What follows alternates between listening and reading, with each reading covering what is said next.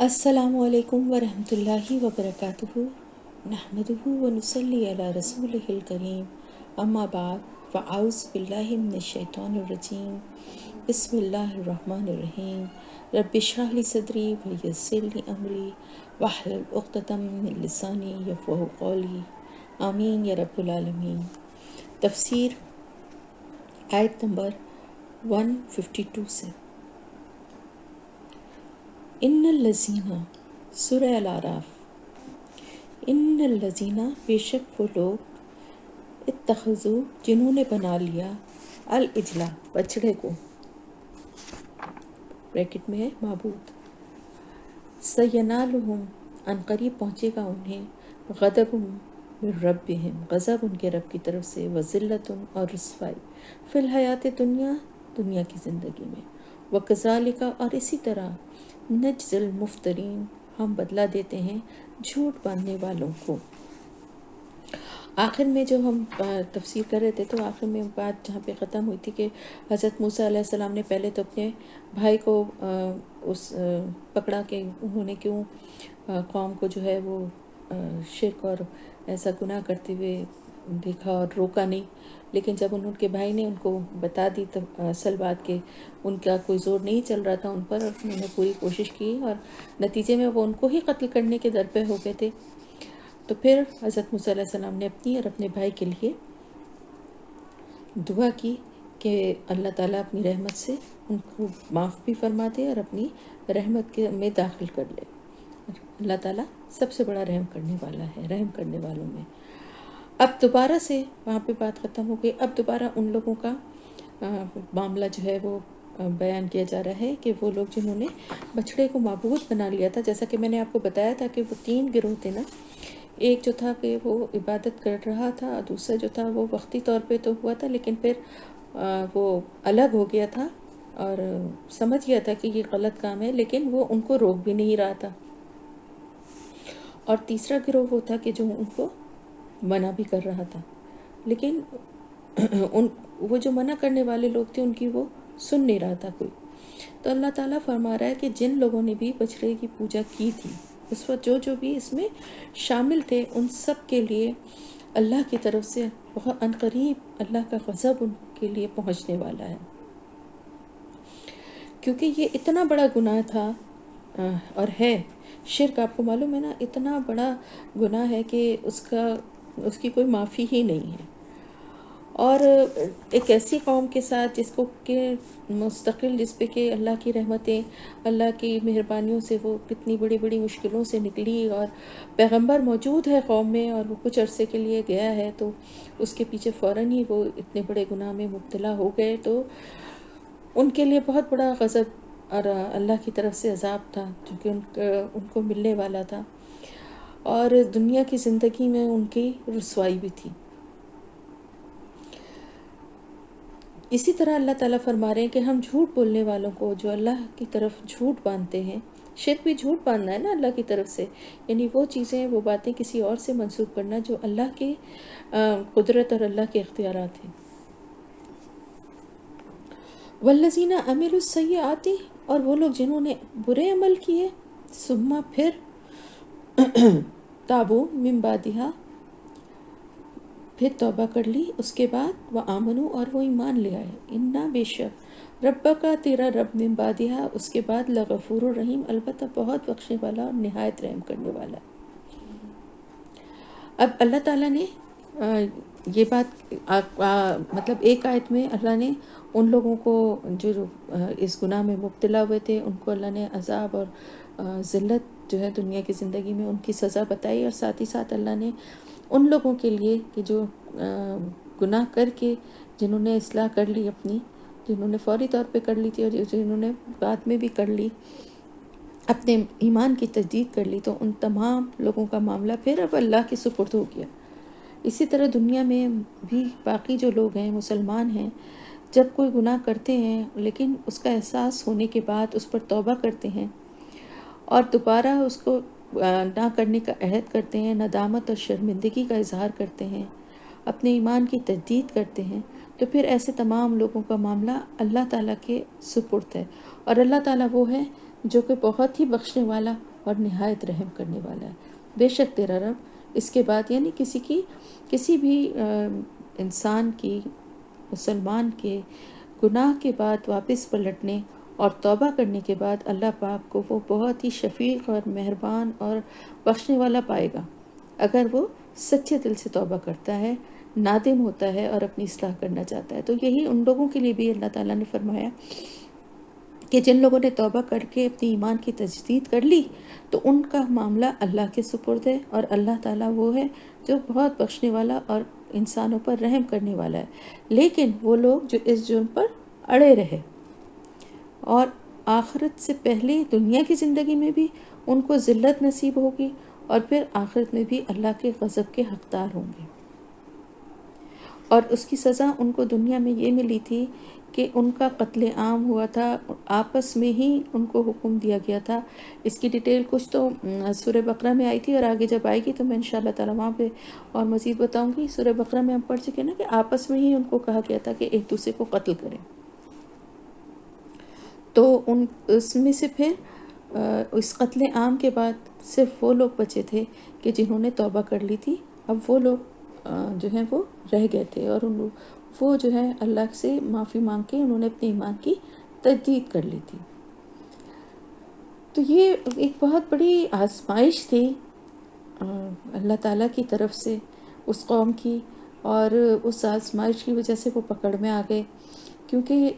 یہاں آ کر انہوں نے جب اللہ تعالیٰ کی طرف سے جو ان کو نجات، اور جو ان کو اللہ تعالیٰ کی طرف سے جو ان کو ایک موقع نیا زندگی گزارنے کا ملا تھا نا، غلامی کی زندگی سے نجات ملی تھی، اور ایک آزاد قوم کی حیثیت سے وہ اب ایک علاقے میں سفر کر رہے تھے، تو یہ بہت بڑی اللہ کی طرف سے ایک رحمت تھی ان کے اوپر۔ اور اس کے بعد ہی ان کا ایک امتحان تھا، ایک آزمائش تھی کہ ان کے دل میں ابھی بھی ایمان کی پختگی کا کیا حال ہے، اور وہ کس حد تک اللہ کی نعمتوں کے شکر گزار بندے ہیں۔ تو اندازہ یہ ہوا کہ بنی اسرائیل جو تھے ان میں ایمان کا جو درجہ ہونا چاہیے تھا وہ نہیں تھا، اور صرف 40 دن ان کے دور، اپنے پیغمبر کے دور ہو جانے سے وہ شرک میں پڑ گئے تھے۔ اب اس کے بعد اللہ تعالیٰ نے جو قصوروار تھے ان کو سزا ملی، اور پھر باقی لوگ جنہوں نے توبہ کر لی اللہ نے ان کی توبہ قبول کی۔ اس کے بعد آگے وَلَمَّا سَكَتَ، اور جب ٹھنڈا ہوا یا رک گیا، سکتہ بھی ہوتا ہے نا، رک جانا، یعنی ٹھنڈا ہو گیا، ان موسیٰ سے الغضب غصہ، اخذ الالواح، پکڑ لی اس نے تختیاں، وفی نسختہا، اور ان کی تحریر میں ہدم و رحمہ، ہدایت اور رحمت تھی، للذین، ان لوگوں کے لیے جو ہم لربہم، وہ اپنے رب سے یرہبون، وہ ڈرتے تھے۔ اب جب ان کا غصہ ٹھنڈا ہوا، یہ سارا مطلب لوگوں نے معافی مانگی، اور انہوں نے جو ہے اللہ تعالیٰ سے معافی مانگی، اور حضرت موسیٰ علیہ السلام سے بھی انہوں نے کہا کہ آئندہ ہم ایسا نہیں کریں گے، اور اس چیز سے ہم توبہ کرتے ہیں۔ تو پھر اب ان کا غصہ ٹھنڈا ہو گیا، یعنی جو غضب ناک ہو کر وہ جس طرح سے آئے تھے، تو لوگوں کی معافی کے بعد دیکھیں اگر کوئی معافی مانگتا ہے تو ویسے بھی انسان، اللہ تعالیٰ تو ہے ہی رحیم و کریم اور غفور، لیکن انسان بھی اگر کسی سے معافی مانگتا ہے تو دوسرے کے دل میں نرمی آ جاتی ہے۔ تو حضرت موسیٰ علیہ السلام کے دل میں بھی پھر بہرحال ان کی قوم تھی، ان کی امت تھی، تو ان کو غصہ ان کا ٹھنڈا ہو گیا، اور انہوں نے پھر وہ تختیاں جو انہوں نے ایک طرف ڈال دی تھیں، پھینک دی تھی، کہا جاتا ہے کہ وہ ٹکڑے ہو گئی تھیں، پھر ان ٹکڑوں کو جو ہے انہوں نے وہ جمع کیا، اور جب وہ پڑھ کے اپنی قوم کو سنایا تو اس میں اللہ تعالیٰ کی طرف سے ہدایت اور رحمت تھی، یعنی ہدایت بھی تھی ان کی زندگی کے معاملات کے لیے، ان کے آگے کہ جو زندگی کس طرح گزرے گی، اور اللہ کے احکامات کے مطابق کس طرح ان کو معاملات اور اپنے مسائل کو کس طرح حل کرنا ہے، وہ بھی تھی، اور اللہ کی طرف سے رحمت بھی تھی، یعنی اللہ کی رحمت کا وعدہ بھی تھا، ان کے لیے آسانیاں بھی تھیں۔ اب کیا ہوا؟ للذین، ان لوگوں کے لیے جو اپنے رب سے وہ ڈرتے تھے، یعنی جو لوگ اللہ کا خوف دل میں رکھتے تھے تو وہی اس پر یقین بھی کرتے تھے، ان کو یقین تھا اللہ پر۔ لیکن اب کیا ہوا فطرت نہیں بدلی ان کی. جب موسیٰ علیہ السلام نے تورات کے احکامات پڑھ کر سنائے تو انہوں نے کہا کہ ہم کیسے یقین کر لیں کہ یہ اللہ کی طرف سے ہی ہے. اس میں ہمیں مفسرین کی مختلف رائے ملتی ہیں، کیونکہ اللہ تعالیٰ اس میں فرما رہا ہے کہ وختارہ موسیٰ، اور منتخب کر لیا موسیٰ نے قومہ اپنی قوم سے 70 رجلاً 70 آدمیوں کو، 70 لیمیقاتنا ہماری ملاقات کے لیے. فلما پھر جب اخذتہم پکڑ لیا انہیں الرجفۃ زلزلے نے، قالا اس نے کہا ربی اے میرے رب، لا شئتا اگر تو چاہتا اہلکتہم ہلاک کر دیتا تو انہیں من قبل اس سے پہلے، وإیایا اور مجھے بھی، اتہلکنا کیا تو ہلاک کرتا ہمیں، بما بوجہ اس کے جو فعلا کیا، السفہاء کچھ بیوقوفوں نے، منا ہم میں سے، ان ہیا نہیں ہے یہ الا مگر فتنتک آزمائش تیری طرف سے، تدلو بہا من تشاء تو بھٹکاتا ہے اور گمراہ کرتا ہے ساتھ اس کے جسے تو چاہتا ہے، وتہدی من تشاء اور تو ہدایت دیتا ہے جسے تو چاہتا ہے، انتا تو ہی ہے ولینا سرپرست ہمارا، فاغفر پس بخش دے لنا ہمیں، ورحمنا اور رحم فرما ہم پر، وانت خیر الغافرین اور تو سب سے بڑھ کر بخشنے والا، سب سے بہتر بخشنے والا ہے، بلکہ تو ہی بخشنے والا ہے. اب یہ ہوا کہ ان کی قوم کے 70 لوگوں کو اللہ تعالیٰ کی طرف سے بلایا گیا، ان کو منتخب کیا گیا کہ جو سمجھدار تھے ان کو حضرت موسیٰ علیہ السلام نے چنا، منتخب کیا اپنی قوم میں سے، اور ان کو اللہ تعالیٰ کے پاس اللہ سے ملاقات کے لیے، یعنی جس طرح حضرت موسیٰ علیہ السلام جاتے تھے اور اللہ تعالیٰ ان سے کلام فرماتے تھے، تو اس طرح سے ان کو بھی اپنے ساتھ لے جانے کے لیے اللہ تعالیٰ نے انہیں پہاڑ پر بلایا. ٹھیک ہے، اب یہ سب کچھ کیوں ہوا، اس کے بارے میں آپ کو جو بتا رہی ہوں نا کہ مختلف آراء ہمیں مفسرین کی ملتی ہیں. اب بچڑے کو معبود بنانے والے واقعہ کے بعد یہ سب کچھ ہوا ہے. اب یہ ہوا کہ جو ایک گروہ جو کہ بالکل ہی نافرمان تھے، جنہوں نے توبہ بھی نہیں کی تھی اور جو اپنے گناہ پہ ڈٹے رہے تھے، ان کا تو قتل عام ہو گیا تھا. اب بچے تھے 2 گروہ، جس میں سے ایک وہ تھا جو کہ پہلے بھی ان کے ساتھ شامل نہیں ہوا تھا، اور ایک وہ تھا کہ جو شامل تو نہیں ہوا تھا لیکن انہیں روکتا بھی نہیں تھا. ٹھیک ہے، اب ان میں سے روایت یہ ہے، کہا یہ جاتا ہے کہ ان لوگوں میں سے 70 افراد کو منتخب کیا گیا اور انہیں پہاڑ پر بلایا گیا، کیونکہ یہ اندازہ ہو گیا تھا نا کہ اب ایمان جس درجے کا ان لوگوں میں ہونا چاہیے وہ نہیں ہے، اور صرف 40 دن کے دوران ہی یہ شرک میں دوبارہ پڑ گئے ہیں. تو اب اللہ کے پاس ان کو لے جایا جائے تاکہ واضح یہ نشانیاں دیکھ کر ان کے دل میں مزید یقین پیدا ہو. پھر ایک رائے یہ بھی ہے کہ لوگوں نے، کیونکہ جب تورات کے احکامات حضرت موسیٰ علیہ السلام نے پڑھ کر سنائے تو لوگوں نے کہا کہ ہم کیسے یقین کر لیں کہ یہ اللہ تعالیٰ نے ہی دیے ہیں آپ کو احکامات، یہ اللہ تعالیٰ کے ہی الفاظ ہیں، جب تک کہ ہم خود یہ سب نہ دیکھ لیں. ایک تو یہ بھی ریزن تھا کہ موسیٰ علیہ السلام پھر اللہ کے حکم سے 70 لوگوں کو چن کر اپنے ساتھ کوہ طور پر لے گئے، اور جب اللہ تعالیٰ موسیٰ علیہ السلام سے ہم کلام ہوئے تو ان لوگوں نے بھی سنا. لیکن ایک روایت کے مطابق، اور قرآن میں بھی موجود ہے، کہ وہاں پہنچ کر انہوں نے ایک نیا مطالبہ کر دیا کہ ہم اللہ کو دیکھنا بھی چاہتے ہیں. اس سے آپ دیکھیں بنی اسرائیل کی قوم کا مزاج جو ہے وہ بھی ہمیں پتہ چلتا ہے کہ اتنی بڑی نشانی، یعنی اللہ تعالیٰ ہم کلام ہوا اور یہ کتنی بڑی بات ہے، لیکن ان کی جھٹائی اور سرکشی اس حد تک بڑھی ہوئی تھی کہ اس کے بعد انہوں نے اس سے بھی بڑا ایک مطالبہ کر دیا. اب فطرتاً وہ ڈھیٹ اور سرکش تھے.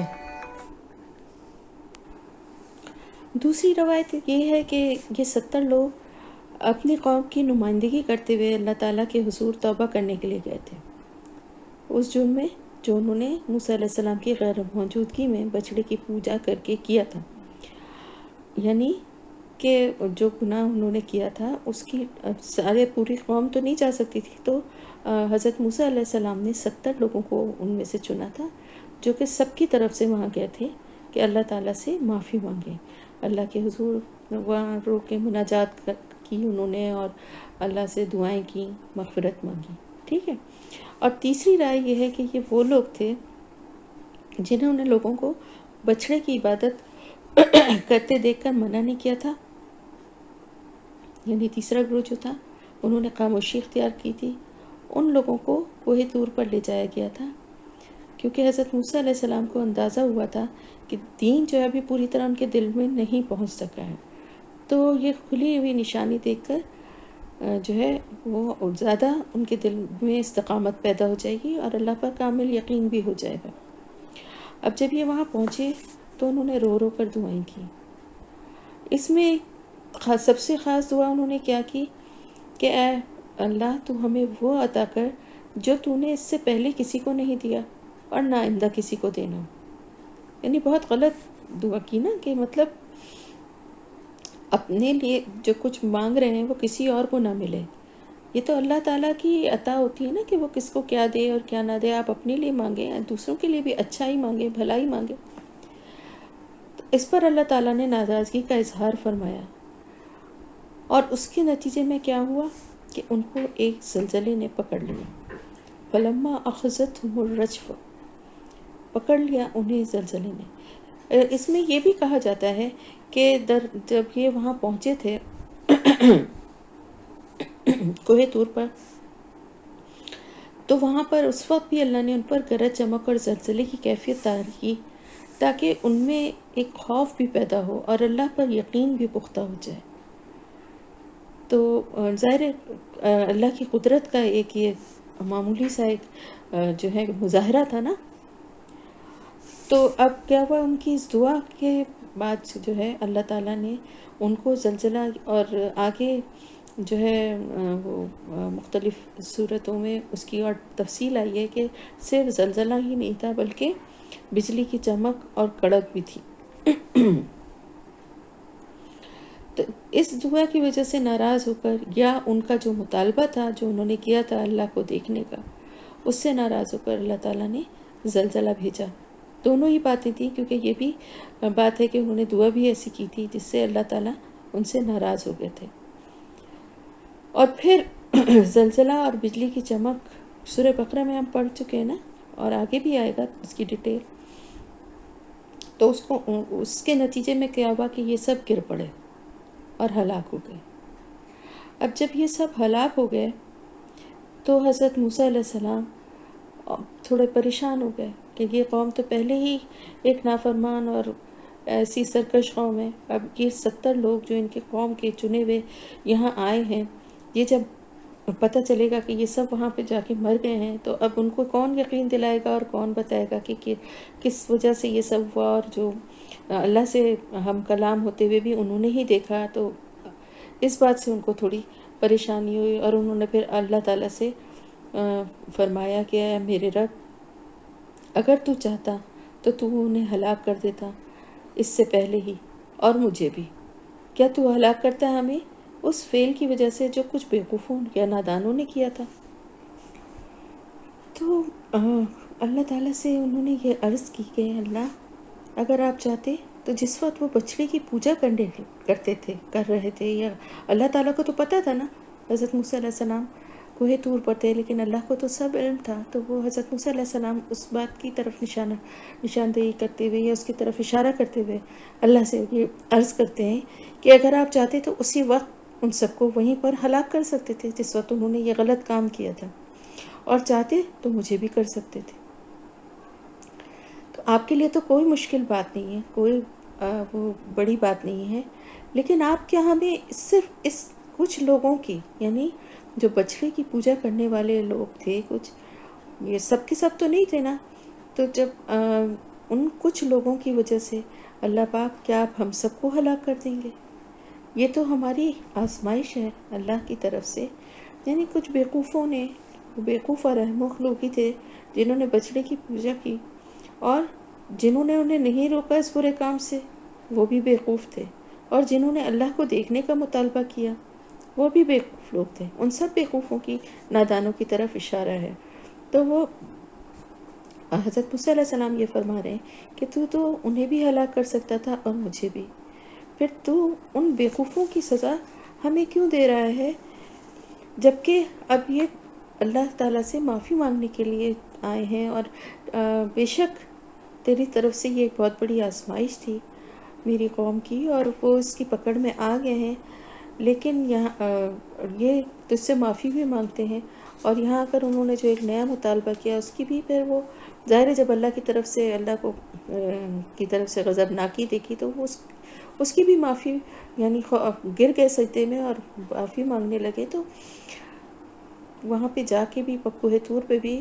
رو رو کے مناجات پڑھتے رہے اور دعائیں مانگتے رہے، مطلب لیکن اپنی فطرت کو نہیں بدل سکے، وہاں پر بھی جو ہے کسی نہ کسی بات سے اللہ کو ناراضی کیا۔ تو حضرت موسیٰ علیہ السلام فرما رہے ہیں کہ یہ تو ان بیوقوف اور نادان لوگ ہیں جو کہ اس طرح کی باتیں کرنے والے ہیں، اور کچھ لوگ ہیں ان کی وجہ سے تو کیا ہم سب کو ہلاک کر دے گا، اور یہ تو تیری آزمائش ہے، اور تو جس کو چاہتا ہے اس کو گمراہ کر دیتا ہے اور جس کو چاہتا ہے اسے ہدایت دیتا ہے۔ وہی والی بات جو بہت دفعہ میں آپ کو بتا بھی چکی ہوں، اور اب آپ لوگوں کو خود بھی سمجھ میں آ گئی ہوگی کہ اللہ تعالیٰ کسی کو گمراہ نہیں کرتا، اور نہ ہی اللہ تعالیٰ چاہتا ہے کہ کوئی گمراہ ہو، لیکن لوگ اپنی اعمال اور اپنی حرکتوں کی وجہ سے گمراہی کے راستے پہ چلتے ہیں، شیطان کے وسوسوں بہکاووں میں آ جاتے ہیں، اور پھر اللہ جسے چاہتا ہے اسے ہدایت دیتا ہے، تو وہ وہی لوگ ہوتے ہیں جو اللہ سے ہدایت اس کی مانگتے ہیں اور سیدھے راستے پہ چلنے کے لیے اللہ سے دعا بھی کرتے ہیں اور عمل بھی کرنے کی کوشش کرتے ہیں، تو پھر ان کو اللہ کی ہدایت نصیب ہوتی ہے۔ اور انہوں نے پھر ساتھ ہی اللہ تعالیٰ کی بڑائی کا اعتراف بھی کیا کہ تو ہی ہمارا سرپرست ہے، بس تو بخش دے ہمیں، یعنی صرف بخشش ہی نہیں مانگی بلکہ بخشش کے ساتھ ساتھ مغفرت کے ساتھ ساتھ رحمت بھی مانگی، اور تو سب سے بڑھ کر بخشنے والوں میں سے سب سے بڑھ کر بخشنے والا ہے۔ تو گناہ پر نادم ہو کر جب مغفرت مانگتے ہیں اور آگے آئندہ کسی بھی گمراہی یا فتنے سے بچنے کی بھی دعا کرتے ہیں، تو اس کے لیے ہمیں گناہ کے ساتھ ساتھ رحمت ضرور مانگنی چاہیے، تاکہ اللہ کی رحمت سے آئندہ بھی فتنوں سے اور وسوسوں سے اللہ کی حفاظت میں رہیں، کیونکہ گمراہی یا فتنے سے صرف اللہ کی رحمت ہی ہمیں بچا سکتی ہے۔ جب تک انسان زندہ ہے اس کے راہ سے بھٹکنے کا خطرہ موجود ہے، آخری سانس تک شیطان اپنی کوشش نہیں چھوڑتا، آخری سانس تک بہکانے کی بھٹکانے کی کوشش کرتا رہتا ہے۔ تو کیا کرنا چاہیے انسان کو؟ سب سے پہلے تو کبھی بھی اپنے نیک کاموں پر بہت اس کو اطمینان نہیں ہو جانا چاہیے، کبھی اپنی عبادت پر گھمنڈ نہیں ہونا چاہیے کہ میں بہت عبادت گزار یا بہت نیک ہوں، یا میں تو بڑی نیکی کے کام کر رہی ہوں، اور ان کاموں کی وجہ سے تو میں اللہ کی بڑی محبوب بندی یا بندہ بن چکا ہوں، اور اب میرا کوئی عمل مجھے نقصان نہیں پہنچائے گا۔ کیونکہ دیکھیں بعض دفعہ ساری نیکیوں کو غارت کرنے کے لیے ایک جو ہے نا عمل وہ کافی ہو جاتا ہے، کوئی ایسی زبان سے شرکیہ بات، کوئی ایسا تکبر، کوئی ایسی گناہ کی بات نکلتی ہے جو انسان کو زیرو پہ لے آتی ہے، تو اس سے خوف کھاتے ہوئے اللہ کی رحمت مانگتے رہنا چاہیے۔ جو کچھ بھی نیکی ہے اور جو کچھ بھی بھلائی کے کام کر رہے ہیں اس کو ہمیشہ تھوڑا سمجھنا چاہیے، اور وہ ہے بھی تھوڑا ہی۔ لوگوں نے پوری زندگیاں جنہوں نے وقف کر دی اپنی دین کے کاموں کے لیے، دین کے لیے، وہ بھی کبھی یہ بات نہیں سوچتے تھے کہ ہم نے بہت کوئی بڑا کام کیا ہے یا ہماری کوئی بہت بڑی نیکی ہے، بلکہ اس کو بھی کم ہی سمجھتے تھے۔ تو ہم تو کچھ بھی نہیں کرتے، کوئی ٹائم نہیں دیتے، کوئی ایسی نیکی نہیں ہے ہمارے پاس، تو ذرا سی چھوٹی چھوٹی نیکیوں، چھوٹے چھوٹے اپنے اچھے عمل پر بالکل بھی دل کو مطمئن نہیں کر لیں، بلکہ مستقل اپنی عبادتوں، اپنی نیکیوں کے باوجود اللہ سے استغفار بھی کرتے رہیں اور اس کی رحمت بھی مانگتے رہیں کہ اللہ پاک ہمارے دل کو تکبر سے، ریاکاری سے، شرک سے پاک رکھے، اور اللہ تعالیٰ ہمارے عمل کو اپنے لیے خالص کر لے، اور ہماری نیکیوں کو، ہمارے اچھے اعمال کو قبول فرما لے، اور ہمیں توفیق دے۔ یہ اللہ کی توفیق بہت بڑی چیز ہے کہ ہم اللہ سے جڑ جائیں، اس کی کتاب سے جڑ جائیں، اس کے رسول کی پیروی کرنے والے بن جائیں، آمین یا رب العالمین۔ تو ہمیشہ جو ہے وہ رحمت کے ساتھ ساتھ مغفرت ضرور مانگیں۔ وَاکْتُبْ لَنَا، اور لکھ دے ہمارے لیے، فی ہذہ الدنیا، اس دنیا میں، حسنہ، وفی الآخرتی، اور آخرت میں، انا ہدنا، بے شک ہم، رجوع کیا ہم نے، الیکا، تیری طرف، قالا، فرمایا، کس نے؟ اللہ تعالیٰ نے، عذابی، میرا عذاب، اصیبو، میں پہنچاتا ہوں، بھی، اس کو، من اشاء، جسے میں چاہتا ہوں، ورحمتی، اور رحمت میری، وسعت، چھائی ہوئی ہے، کل شیء، ہر چیز پر، فسأکتبها، پس ان قریب میں لکھ دوں گا اسے، للذین، ان لوگوں کے لیے، یتقون، وہ تقوی اختیار کرتے ہیں، ویؤتون، اور وہ ادا کرتے ہیں، الزکاۃ، زکوٰۃ، والذین، اور وہ لوگ جو ہم، وہ، بآیاتنا، ہماری آیات پر، یؤمنون، ایمان لاتے ہیں۔ اب یہ دیکھیں، یہ آیت کا شروع کا حصہ آپ پڑھیں تو آپ کو کیا یاد آتا ہے؟ وَاکْتُبْ لَنَا فِی هَذِهِ الدُّنْیَا حَسَنَةً وَفِی الْآخِرَةِ، جو سورہ بقرہ میں ہم نے دعا پڑھی، ربنا آتنا فی الدنیا حسنۃ وفی الآخرۃ حسنۃ وقنا عذاب النار، وہی دعا ہے نا؟ بالکل اسی طرح کی دعا حضرت موسیٰ علیہ السلام نے بھی اپنی قوم کے لیے یہ دعا مانگی کہ اللہ پاک تو ہمارے لیے اس دنیا میں بھی بھلائی لکھ دے اور آخرت میں بھی لکھ دے۔ لکھ دے کا مطلب یہاں پر لکھ دے سے مراد کیا ہے کہ یعنی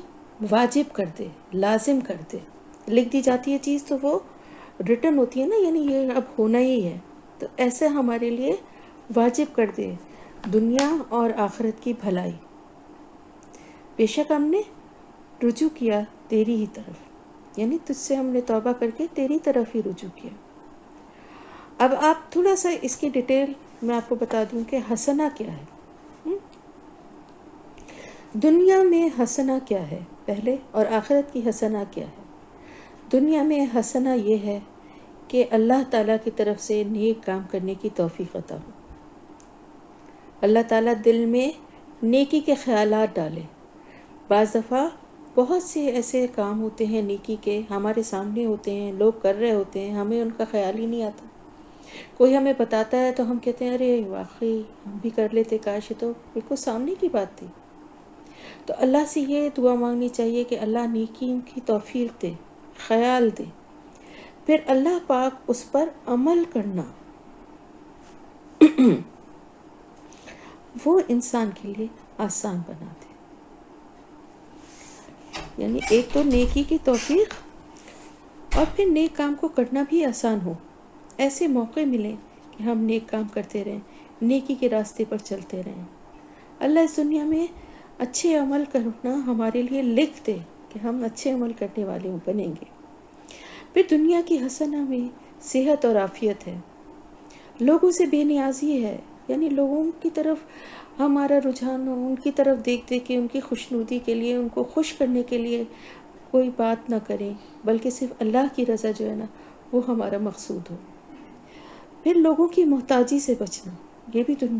دنیا کی حسنہ ہے، یعنی اللہ کے سوا اور کسی کا محتاج نہ ہونا، نہ جسمانی طور پہ، نہ مالی طور پہ، نہ کسی بھی طور پہ، صرف جو اپنی احتیاج ہے، جو اپنی ضرورت ہے وہ اللہ سے ہی مانگیں، اور اللہ تعالیٰ ہی اس کو پورا کرنے والا ہے۔ دوسرے ذریعوں سے بھی پورا کرنے والی ذات تو اللہ کی ہے، لیکن اللہ تعالیٰ لوگوں کا محتاج نہ کرے۔ تو یہ ساری چیزیں جو ہے نا، نیک اولاد، خیر و بھلائی، علم، مال، یہ سب دنیا کی حسنہ ہے۔ خیر و بھلائی والا علم جو ہے نا وہ بھی حسنہ ہے، اولاد اگر نیک اور صالح ہے تو وہ بھی حسنہ ہے۔ یہ سب کیا ہیں؟ دنیا کی نعمتیں ہیں۔ حسنہ کیا ہیں؟ دنیا کی وہ نعمتیں ہیں جو کسی انسان کو حاصل ہو سکتی ہیں، وہ سب اللہ سے مانگنا چاہیے کہ اللہ تعالیٰ ہمارے لیے لکھ دے اور ہمیں نصیب فرما دے یہ ساری حسنہ جو ہے دنیا کی۔ اور آخرت کی حسنہ ہے وہ کیا ہے؟ جنت، جہنم کی آگ سے پناہ، اللہ کی رحمت حاصل ہونا، یہ سب آخرت کی حسنہ ہے۔ تو اب یہ بات سمجھ میں آ گئی ہے نا کہ دنیا اور آخرت کی بھلائی کیا ہے؟ تو جب یہ دعا مانگیں تو ذہن میں بھی رکھیں کہ ہم یہ سب کچھ اللہ سے مانگ رہے ہیں، اور بھی بہت کچھ ہے، جو کچھ بھی ہمیں دنیا میں اچھائی بھلائی حاصل ہے نا، وہ سب دنیا کی حسنہ ہے۔ اور نیکی کی توفیق اللہ تعالیٰ سے ضرور مانگنا چاہیے، سب سے امپورٹنٹ بات ہے، کیونکہ ایک انسان نیکی اللہ کی توفیق سے ہی کرتا ہے۔ جتنا اللہ چاہتا ہے اپنے بندے سے، وہ اپنے دین کا کام اور نیکی کا کام وہ لے لیتا ہے۔ تو اللہ سے مانگتے رہنا چاہیے کہ اللہ تو ہم سے دین کا کام لے، تو ہم سے نیکی کا کام لے، ہمیں توفیق دے، ہمیں خیال دے، ہمیں اس راستے پہ چلنے والا بنا دے، ہمیں لکھ دے ان لوگوں میں جو تیرے راستے پہ چلنے والے لوگ ہیں۔ آمین یا رب العالمین۔ یہ دعا حضرت موسیٰ علیہ السلام نے اپنی قوم کے لیے مانگی تھی، لیکن اللہ تعالیٰ نے ساتھ ہی اس کا جواب بھی دیا اور فرمایا کہ میرا عذاب جس کو میں چاہوں گا اسے پہنچاؤں گا۔ یعنی اس کا مطلب کیا ہے؟ اس کا مطلب یہ ہے کہ بے شک اللہ کی رحمت جو ہے وہ تو ہے، سب کے لیے ہی ہے، لیکن اللہ تعالیٰ کا عذاب جو ہے نا وہ ایک انفرادی معاملہ ہے۔ تو اللہ تعالیٰ فرماتا ہے کہ کسی قوم، امت یا گروہ میں شامل ہو کر آخرت کا انعام اور نجات نہیں مل سکتی۔ کوئی یہ نہ سمجھے کہ ہم امت مسلمہ میں ہیں، یا ہمارے نبی رو رو کے امت کے لیے دعائیں کرتے تھے کہ اس کی بخشش کے لیے، تو ہم سب تو اس میں شامل ہی ہیں نا، امت میں ہی ہیں، تو ہم تو سب جائیں گے ہی جائیں گے جنت میں۔ یہ بے فکری جو ہے نا یہ انسان میں نہیں آنا چاہیے، کیونکہ آخرت کا معاملہ جو ہے نا وہ انفرادی معاملہ ہوگا۔ وہ کسی نبی کی دعا سے یا کسی کی بھی دعا سے یا کسی بھی قوم یا امت میں شامل ہونے کی وجہ سے بخش نہیں دیے جائیں گے، جنت نہیں مل جائے گی۔ یہ عقیدہ، یہ نظریہ بالکل غلط ہے، اپنے آپ کو دھوکے میں رکھنا ہے۔ کیونکہ آپ صلی اللہ علیہ وسلم جو ہیں وہ دعا ضرور کرتے تھے اپنی امت کی بخشش کے لیے، لیکن جو لوگ دین پر قائم نہیں رہیں گے، جو لوگ آپ صلی اللہ علیہ وسلم کی پیروی نہیں کریں گے، تو ان تک اللہ کا یہ وعدہ نہیں پہنچے گا۔ اللہ تعالیٰ فرماتا ہے کہ یہ وعدہ سب کے لیے نہیں ہے، میں جسے چاہوں گا اسے عذاب دوں گا، لیکن ساتھ ہی ساتھ یہ بھی فرماتا ہے کہ میری رحمت ہر چیز پر چھائی ہوئی ہے۔ کیونکہ دعا یہ کی تھی کہ لکھ لے، تو لکھ دے ہمارے لیے، تو اللہ تعالیٰ جواب میں اللہ تعالیٰ فرماتا ہے کہ میں اپنی رحمت کو ان لوگوں کے لیے لکھ دوں گا، یعنی جن مانگی تو سب کے لیے ہے نا، لیکن میں صرف ان لوگوں کے لیے لکھ دوں گا۔ کنڈیشنز بھی بتا دیں، وہ کوالٹیز بھی بتا دیں کہ جو جن میں یہ کوالٹیز ہوں گی ان تک اللہ کا یہ وعدہ پہنچے گا، ان کے لیے اللہ کی یہ رحمت لکھ دی گئی ہے۔ اور وہ کیا کوالٹیز ہیں؟ وہ کوالٹیز یہ ہیں کہ وہ تقوی اختیار کرنے والے ہوں، سب سے پہلے والے، سب سے بڑی بات، جو ڈرتے ہوں اللہ سے، گناہ کے کام کرتے ہوئے اللہ کا خوف دل میں رکھتے ہوں، بچتے ہوں برائیوں سے، اور جو زکوٰۃ ادا کرتے ہوں، بدن کی بھی اور مال کی بھی۔ ہم زکوٰۃ تو صرف وہی سمجھتے ہیں نا جو سال میں ایک دفعہ ہم مال پہ دیتے ہیں، لیکن بدن کی بھی زکوٰۃ ہے۔ بدن کی زکوٰۃ کیا ہے؟ روزہ، اور ساتھ ہی ساتھ اپنا جسمانی تزکیہ، اپنے کو شرک سے پاک رکھنا، برے اخلاق سے، منفی خیالات سے پاک رکھنا،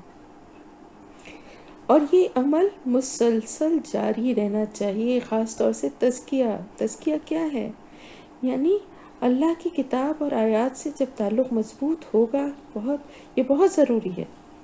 تو پھر انسان اپنے عمل کو، اپنے کاموں کو، اپنی دن رات کے معمولات کو خود جج کرے گا۔ تزکیہ کیا ہے؟ کہ اپنی خود جج کرنا، کہ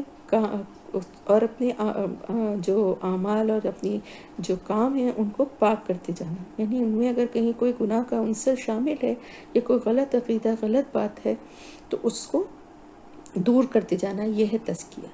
تو یہ بہت ضروری ہے، اور بدن کی زکوٰۃ اور مال کی زکوٰۃ دونوں چیزیں بہت ضروری ہیں۔ تو اللہ تعالیٰ جن لوگوں کے لیے لکھ دے گا اپنی رحمت کو، ان کے لیے یہ کوالٹیز ہیں کہ وہ تقوی اختیار کرتے ہیں، اللہ کا خوف دل میں رکھتے ہیں گناہ کرتے ہوئے، اور وہ زکوٰۃ ادا کرتے ہیں، اور وہ لوگ ہماری آیات پر ایمان لاتے ہیں، اللہ کی کتاب اور آیات کو پہ ایمان رکھتے ہیں کہ یہ اللہ کی طرف سے ہیں، اور پھر اس پہ یقین رکھتے ہیں اور اس پہ عمل کرنے کی کوشش کرتے ہیں۔ تو عمل کے لیے اس کو سمجھنا بھی تو ضروری ہوگا نا، جبھی تو عمل بھی ہوگا۔ تو جب تک جانیں گے ہی نہیں تو عمل کیسے کریں گے؟ تو پہلا قدم جو ہے نا آیات پہ ایمان کا، وہ یہ ہے کہ آپ کو سمجھ میں آئے کہ ان آیات کا مفہوم کیا ہے، اور پھر اس کے بعد اس پر عمل شروع کرتے ہیں۔ تو اب یہاں پر میں تھوڑا سا رحمت کی وضاحت کر دوں کہ ہر محبت اور ہر تعلق دنیا میں جو بھی آپ کو نظر آتا ہے اس میں اللہ کی ہی رحمت نظر آتی ہے۔ اللہ تعالیٰ فرماتا ہے، حدیث کے الفاظ ہیں کہ اللہ کی رحمت کے 100 حصے ہیں، جس میں سے صرف ایک حصہ اس نے پوری دنیا میں تقسیم کر دیا ہے، اور اس ایک حصے کی رحمت کی وجہ سے ہر چیز جو ہے وہ ایک حد میں ہے،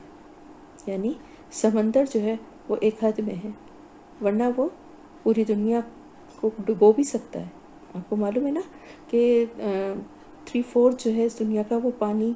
ہے، اور 1/4 جو ہے وہ صرف خشکی ہے۔ تو اگر وہ آگے بڑھے گا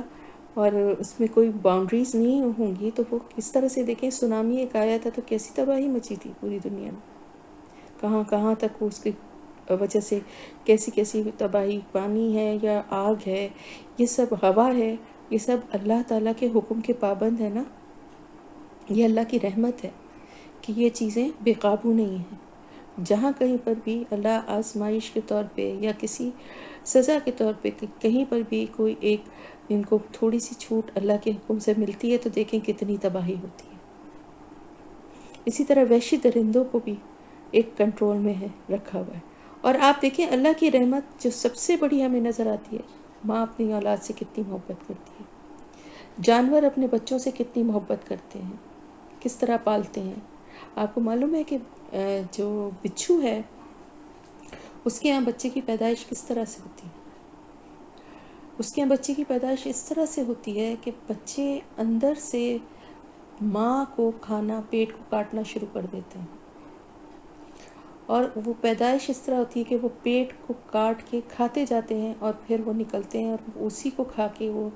اتنی طاقت حاصل کرتے ہیں، پھر وہ آگے، یعنی ماں مر جاتی ہے جب وہ بچے پیدا ہوتے ہیں، اور ماں کو اس کے باوجود وہ بچوں کو جنم دیتی ہے۔ یہ کیا ہے؟ یہ اللہ کی رحمت ہے جو اس نے ڈالی۔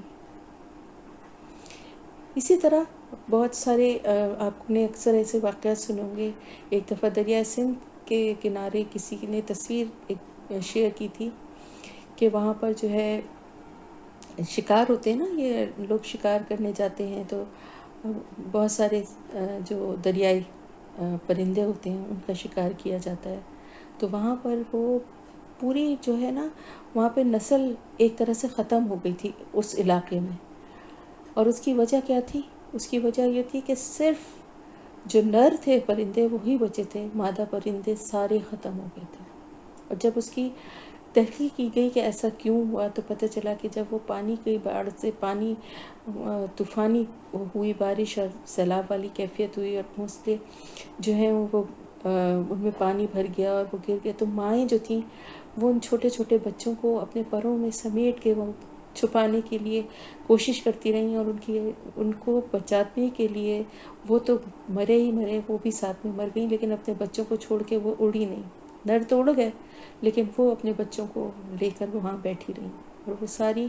جو ہے وہ ایک پوری نسل ان کی جو ہے وہ ختم ہو گئی۔ تو یہ محبت کس نے ڈالی ہے؟ یہ اللہ کی رحمت کی محبت ہے، وہ ایک حصہ، اور باقی 99 سے اللہ تعالیٰ فرماتا ہے کہ وہ میں نے اپنے پاس رکھے ہیں قیامت کے دن کے لیے۔ اور قیامت کے دن کے لیے بھی ایک روایت ہے کہ اللہ پاک کی رحمت قیامت کے دن ایسی برس رہی ہوگی ہر طرف کہ ایک لمحے کو شیطان بھی سر اٹھا کے دیکھے گا کہ شاید میں بھی بخش دیا جاؤں۔ لیکن آپ کو معلوم ہے نا کہ شرک اور تکبر یہ گناہ ایسے ہیں جن کی کوئی معافی نہیں۔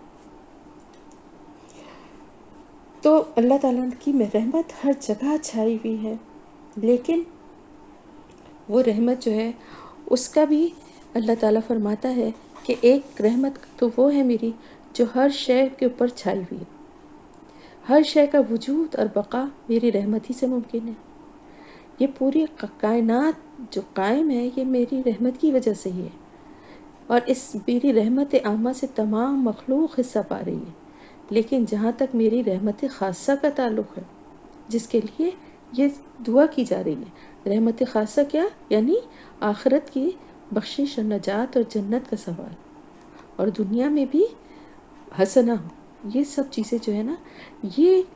تو صرف ان کو ہی اللہ تعالیٰ کے جو منتخب بندے ہوں گے جن میں یہ کوالٹیز ہوں گی، صرف ان کو ہی ملے گی۔ اب یہاں تک کرنے کے بعد آگے تھوڑا سا مضمون چینج ہوا۔ الذین، وہ لوگ جو یتبعون، وہ پیروی کرتے ہیں، الرسول، رسول کی، النبیہ، نبی، الامیہ، جو امی ہے، الذی، وہ جو یجدونہ، وہ پاتے ہیں اس کو، مکتوباً، لکھا ہوا، عندہم، ان کے پاس، فی التوراتی والانجیل، تورات میں اور انجیل میں، یامرہم، وہ حکم دیتا ہے انہیں، بالمعروفی، نیکی کا، وینہاہم، اور وہ روکتا ہے انہیں، عن المنکری، برائی سے، منکر سے،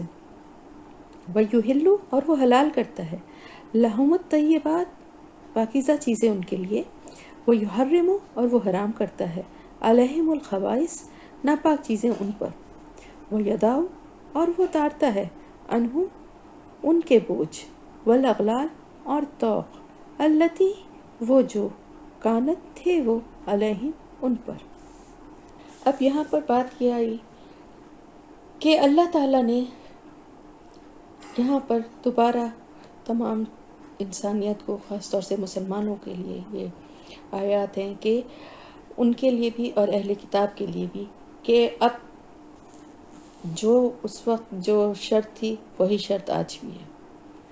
تمام پیغمبر جو آئے انہوں نے بھی حضرت محمد صلی اللہ علیہ وسلم کی آنے کی خبر دی، خاص طور سے دونوں کتابوں میں آپ کی نشانیاں موجود ہیں۔ تو بنی اسرائیل کو بھی اب کیا کہا گیا، یہاں پر بنی اسرائیل مخاطب ہیں، اور بالخصوص اور بلام ہم سب مسلمان، کہ حضرت محمد صلی اللہ علیہ وسلم کی اتباع کی دعوت دی جا رہی ہے، کہ جو شرط موسیٰ علیہ السلام کے زمانے میں عائد کی گئی تھی وہی آج بھی ہے، اور یہ بات اس وقت بھی کہی گئی تھی کہ تم اس پیغمبر پر صلی اللہ علیہ وسلم پر ایمان لاؤ گے جو کہ آنے والا ہے، اور کہا گیا تھا تم سے کہ خدا کی رحمت ان لوگوں کا حصہ ہے جو نافرمانی سے پرہیز کریں، یہ بھی بتایا گیا تھا۔ تو آج تمہیں جب کچھ جاننے کے بعد جب پتہ چل گیا ہے کہ آپ صلی اللہ علیہ وسلم ہی اللہ کے رسول ہیں، اللہ کی طرف سے آئے ہیں، تو اب سب سے بڑی نافرمانی یہی ہے کہ جس پیغمبر کو اللہ نے منتخب کر کے بھیجا ہے اس کی رہنمائی تسلیم نہ کی جائے۔ تو جب تک تم اس کی نافرمانی کرتے رہو گے تو تقوی کی جڑ ہی نہیں قائم ہو سکتی۔ تقوی کہاں سے آئے گا؟ اب تم چاہے کتنا ہی تقوی اختیار کرو، زکوٰۃ ادا کرو، جسمانی، مالی، جو بھی، کتنی بھی خیرات کرو، نظر و نیاز کرو، تم اللہ کی رحمت کے حقدار نہیں ہو سکتے، کیونکہ اللہ کی رحمت صرف ان لوگوں کے لیے لکھی گئی ہے جو اللہ کی آیات پر ایمان لائیں۔ تو آج جو آیات اس پیغمبر پر نازل ہو رہی ہیں ان کا انکار کر کے تم کس طرح آیات الہی کے ماننے والے بن سکتے ہو؟ لہٰذا جب تک تم ان پر ایمان نہیں لاؤ گے یہ آخری شرط کبھی بھی پوری نہیں ہوگی۔ ہے تھا نا، وہم بآیاتنا یؤمنون، وہ ہماری آیت پر ایمان رکھتے ہیں۔ تو اب یہاں پہ بنی اسرائیل سے خاص طور سے یہ بات کہی جا رہی ہے کہ تم لوگ رسول جو کہ امی ہے، اس کے جس کو تم لکھا ہوا پاتے ہو اپنے پاس تورات اور انجیل میں، جب تک تم اس کی پیروی نہیں کرو گے، اور اس کی کوالٹیز بھی بتائی جا رہی ہیں۔ اس کی کوالٹیز کیا ہیں؟ کہ وہ نیکی کا حکم دیتا ہے اور برائیوں سے روکتا ہے۔ دراصل ان کی کتابوں میں ویسے تو ہر پیغمبر نے ہی آپ صلی اللہ علیہ وسلم کے آنے کی اور آپ کی نشانیاں جو ہیں وہ بتائی گئیں، لیکن خاص طور سے تورات اور انجیل دونوں کتابوں میں آپ کا ذکر اور آپ کی واضح نشانیاں موجود ہیں، یہاں تک کہ اس جگہ کی بھی نشاندہی ہے کہ جہاں پر آپ کی بعثت ہوگی اور آپ ہجرت کر کے آئیں گے۔ اسی لیے یہود جو تھے وہ مدینہ میں، جو کہ اس وقت یثرب تھا، وہاں پر آ کر آباد ہو گئے تھے، بس گئے تھے، کیونکہ ان کو یہی اپنی کتابوں سے جو ہے یہ اشارے ملے تھے کہ اس سرزمین کے کہ جہاں پر جو ہے آخری نبی جو ہے وہ آئے گا. اور اس آخری نبی کی کیا اللہ پاک نے کیا خوبی اور نشانی بتائی کہ وہ امی ہے. دراصل کیا تھا کہ یہ یہودی جو ہیں یہ اپنے آپ کے آگے ہر ایک کو دوسری تمام قوموں کو امی کہا کرتے تھے، یعنی جو لکھنا پڑھنا نہیں جانتے، کیونکہ یہ صاحب کتاب تھے. امی دراصل امی کا لفظی مفہوم یہ ہے کہ جس نے کہ سوائے اپنی ماں کے کسی سے کوئی بھی لکھنا پڑھنا یا کوئی چیز نہ سیکھی ہو، صرف اس کی تربیت اس کو سکھانے والی جو ذات ہے وہ صرف اس کی ماں ہو. تو یہ اور کوئی ذریعہ علم حاصل کرنے کا اس کے علاوہ نہ ہو. ٹھیک ہے، تو یہ ایک علامت ہے. اس کا مطلب مفہوم یہ ہوتا ہے کہ جو لکھنا پڑھنا نہ جانتا ہو اور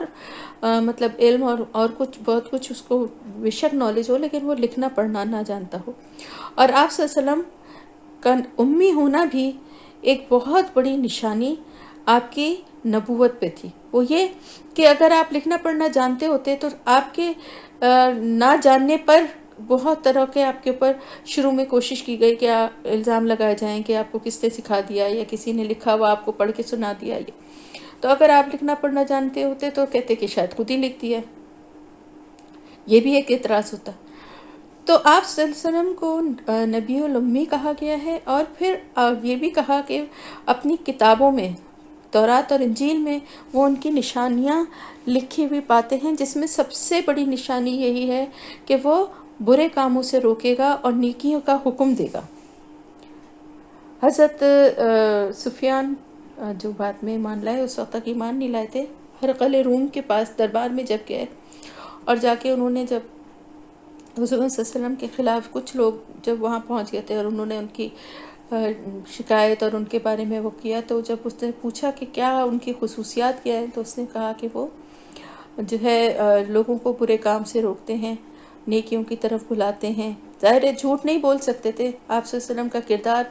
تو ایسا بے داغ تھا کہ اس کے بارے میں جھوٹ نہیں بول سکتے تھے، اور جو کچھ بھی وہ کہتے وہ سچ ہی کہہ سکتے تھے نا. اور انہوں نے کہا کہ انہیں کوئی لالچ نہیں ہے کسی چیز کا، راتوں کو عبادت کرتے ہیں. تو یہ ساری باتیں سن کر اس نے کہا کہ غریبوں میں زیادہ رہتے ہیں، غریبوں کے ساتھ رہنا پسند کرتے ہیں. تو اس نے کہا یہ ساری نشانیاں جو ہیں وہ ایک نبی کی ہی ہیں. تو اس طرح سے یہ تو ان کی کتابوں میں اتنی واضح نشانیاں تھیں. سورہ بقرہ میں بھی ہم نے پڑھا، بعد میں بھی بار بار اللہ تعالیٰ نے فرمایا کہ یہ آپ صلی اللہ علیہ وسلم کو ایسے پہچانتے ہیں جیسے کہ اپنے بیٹوں کو. یعنی یہ مثال اس لیے دی گئی کہ انسان اپنی اولاد سے کتنا اس کی ہر چیز سے واقف ہوتا ہے، ہر چیز سے آگاہ ہوتا ہے، اور کتنے اس کی ہر چیز کو یعنی ویسے سارے ہزاروں کے مجموعے میں بھی اپنی اولاد کو پہچان لیتا ہے. تو اسی طرح سے یہ آپ صلی اللہ علیہ وسلم کو بھی پہچانتے تھے. اتنی واضح نشانیاں ان کی کتابوں میں موجود تھیں. اسی طرح عبداللہ بن عمر سے روایت ہے کہ انہوں نے فرمایا کہ تورات میں جو آپ صلی اللہ علیہ وسلم کی صفتیں بیان ہوئی ہیں وہ قرآن میں بھی ہیں، اور وہ یہ ہیں کہ اے نبی، ہم نے آپ کو گواہ اور خوشخبری سنانے والا اور آگاہ کرنے والا اور ان پڑھوں کو گمراہی سے بچانے والا بنا کر بھیجا ہے. آپ میرے بندے اور رسول ہیں. آپ بدگو اور بد خلق نہیں ہیں، یعنی برے اخلاق والے نہیں ہیں. اور اللہ تعالیٰ آپ کی روح قبض نہ کرے گا جب تک آپ کی وجہ سے لوگوں کی زبان سے لا الہ الا اللہ کہلوا کر دین کو درست نہ کرتے. یہ روایت صحیح بخاری میں بھی ہے. اسی طرح ان کی کتابوں میں آپ صلی اللہ علیہ وسلم کی آمد کے متعلق صاف واضح اشارات موجود ہیں، اور آپ کی جو ذات اور آپ کی شخصیت سے متعلق بھی واضح نشانیاں موجود ہیں. تو اور اس میں سب سے خاص بات یہ تھی کہ آپ برے کام کو نیکی کے کام کا حکم دیتے تھے اور برے کاموں سے روکتے تھے. اور یہی کام جو ہے نا، ہر نبی نے یہی کام اپنی امت کو یہی سکھایا، یہی بتایا، کیونکہ دین اسلام تو وہی ہے نا جو شروع سے چلتا چلا آ رہا ہے. اور ہر پیغمبر جو ہے وہ اللہ کا یہی پیغام لے کر آیا کہ لوگوں کو ایک اللہ کی عبادت کرنا اور ان کو نیکی کے راستے کی طرف بلانا، برے کاموں سے روکنا، گناہوں سے بچنے کے لیے ان کی تربیت کرنا، یہی ہر پیغمبر کا کام تھا، اور آپ صلی اللہ علیہ وسلم کا خاص طور سے، اور آپ صلی اللہ علیہ وسلم کے بعد آپ کی امت کے ایک ایک فرد پر یہ ذمہ داری ہے کہ وہ اس نیکی کے کام کو، نیکی کے حکم کو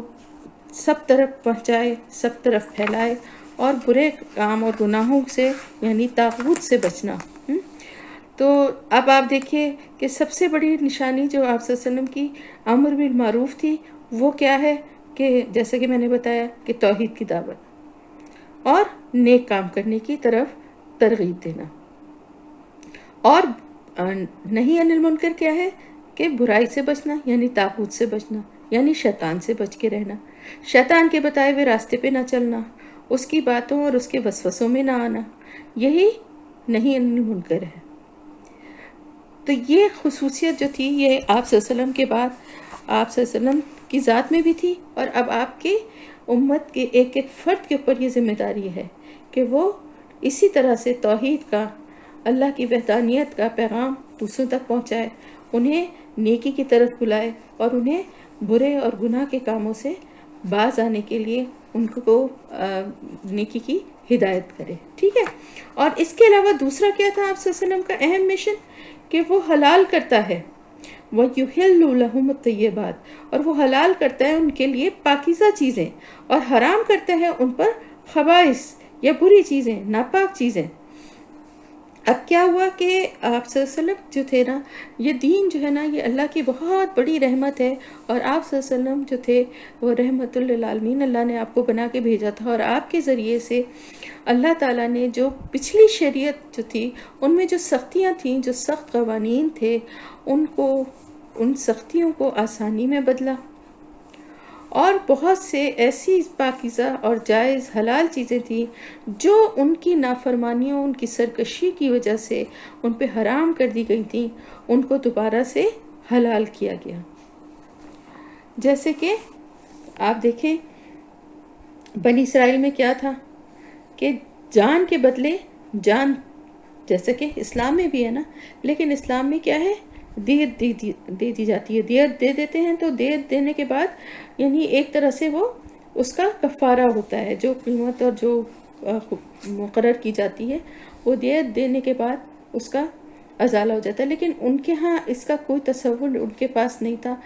جب کسی کو قتل کے بدلے میں اس آدمی کو قتل ہی ہونا ہے، کوئی اس کے بچنے کی راہ نہیں تھی، یہ ایک آسانی اور نرمی کا راستہ ہے۔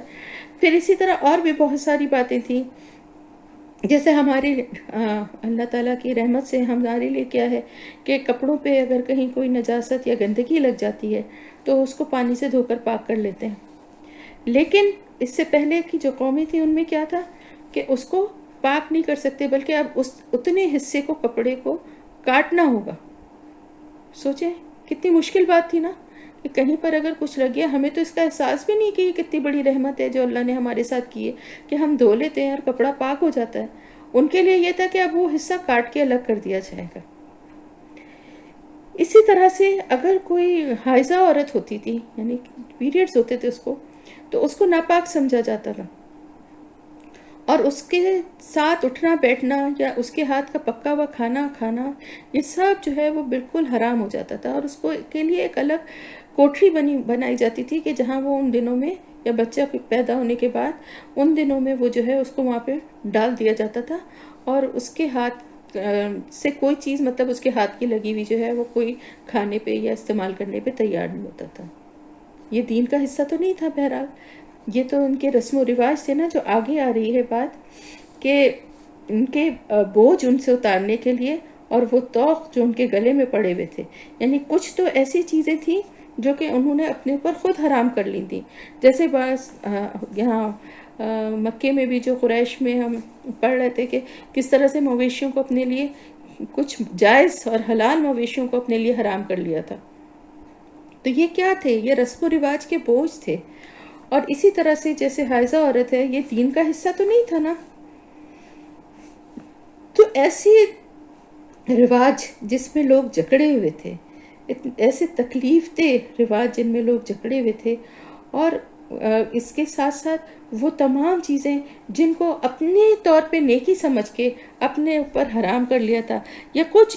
ان کی پچھلی قوموں کی اپنی سرکشی اور اپنے ان کے گناہوں کی وجہ سے کچھ حلال چیزیں ان پر حرام ہو گئی تھیں، ان سب کو بھی آپ صلی اللہ علیہ وسلم کے ذریعے ان بیڑیوں کو توڑا گیا، ان کے بوجھوں کو اتارنے کے لیے آپ صلی اللہ علیہ وسلم کو بھیجا گیا۔ جیسے کہ آپ صلی اللہ علیہ وسلم کی امت کے لیے پوری دنیا کی جو زمین ہے وہ مسلح ہے، کہیں پر بھی نماز پڑھ سکتے ہیں، لیکن ان کے لیے کیا تھا، ایک مخصوص جگہ تھی جہاں پر جا کر ہی انہیں صرف عبادت کی جاتی تھی، اور وہ وہیں کر سکتے تھے، ہر جگہ نہیں کر سکتے تھے اپنی عبادت۔ پھر یہ کہ بنی اسرائیل میں کیا قاعدہ تھا کہ جب کسی سے کوئی گناہ ہو جاتا تھا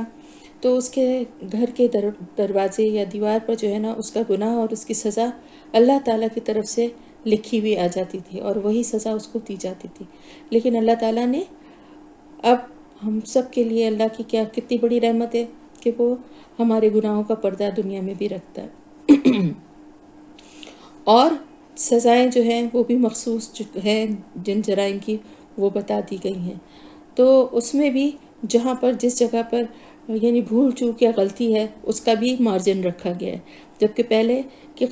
ان کی قوموں کے لیے کیا تھا کہ جو بھی چاہے بھول چوک سے ہو چاہے جان بوجھ کے ہو اس کی وہی سزا ہوا کرتی تھی۔ اسی طرح سے کچھ چیزیں جو کہ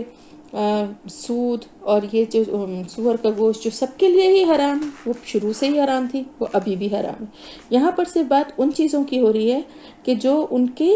اپنی ہی سختیوں اور اپنی ہی نافرمانیوں کی وجہ سے ان پر حرام کی گئی تھی، یا پھر وہ خود اس کو دین کا حصہ سمجھ کے کسی نیکی کا کام سمجھ کے حلال چیزوں کو انہوں نے حرام بنا لیا تھا۔ اور پھر ساتھ ہی ساتھ کچھ ایسے رسم و رواج تھے جس میں وہ لوگ جکڑے ہوئے تھے، جیسے کہ میں نے بتایا کہ مویشیوں کو حرام اور حلال کرنے کے علاوہ اور بھی بہت سے رسم و رواج تھے کہ کس طریقے سے خانہ کعبہ کے طواف کے لیے بھی کیا کچھ انہوں نے اپنے رواج بنائے ہوئے تھے، اور اس طرح سے اور بہت ساری چیزیں تھیں، بہت سارے ایسے رسم و رواج تھے۔ جاگیردارانہ نظام تھا، ظلم تھا، غلاموں پہ سختی اور بہت زیادہ ظلم تھا، عورتوں اور کمزوروں پہ، بچوں پہ،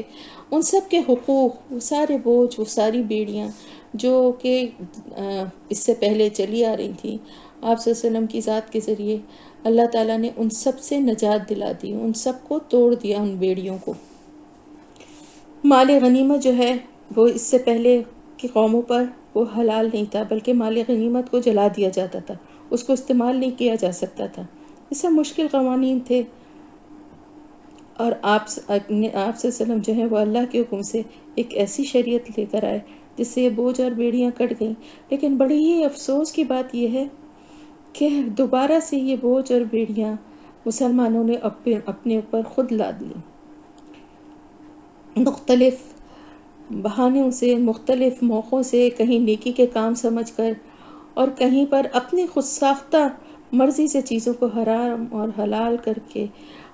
بہت سارے ایسے قوانین بنا لیے، شادی بیاہ کے رسم و رواج تکلیف دہ بنا دیے، مرنے جینے کے موقع پر بھی نہیں چھوڑا، بلکہ اس کو بھی ایک اتنا مشکل مرحلہ بنا دیا کہ انسان قریب لوگ یہ سوچتے ہیں کہ خدا نخواستہ کوئی مر بھی جائے تو وہ بیچارے پریشان ہوتے ہیں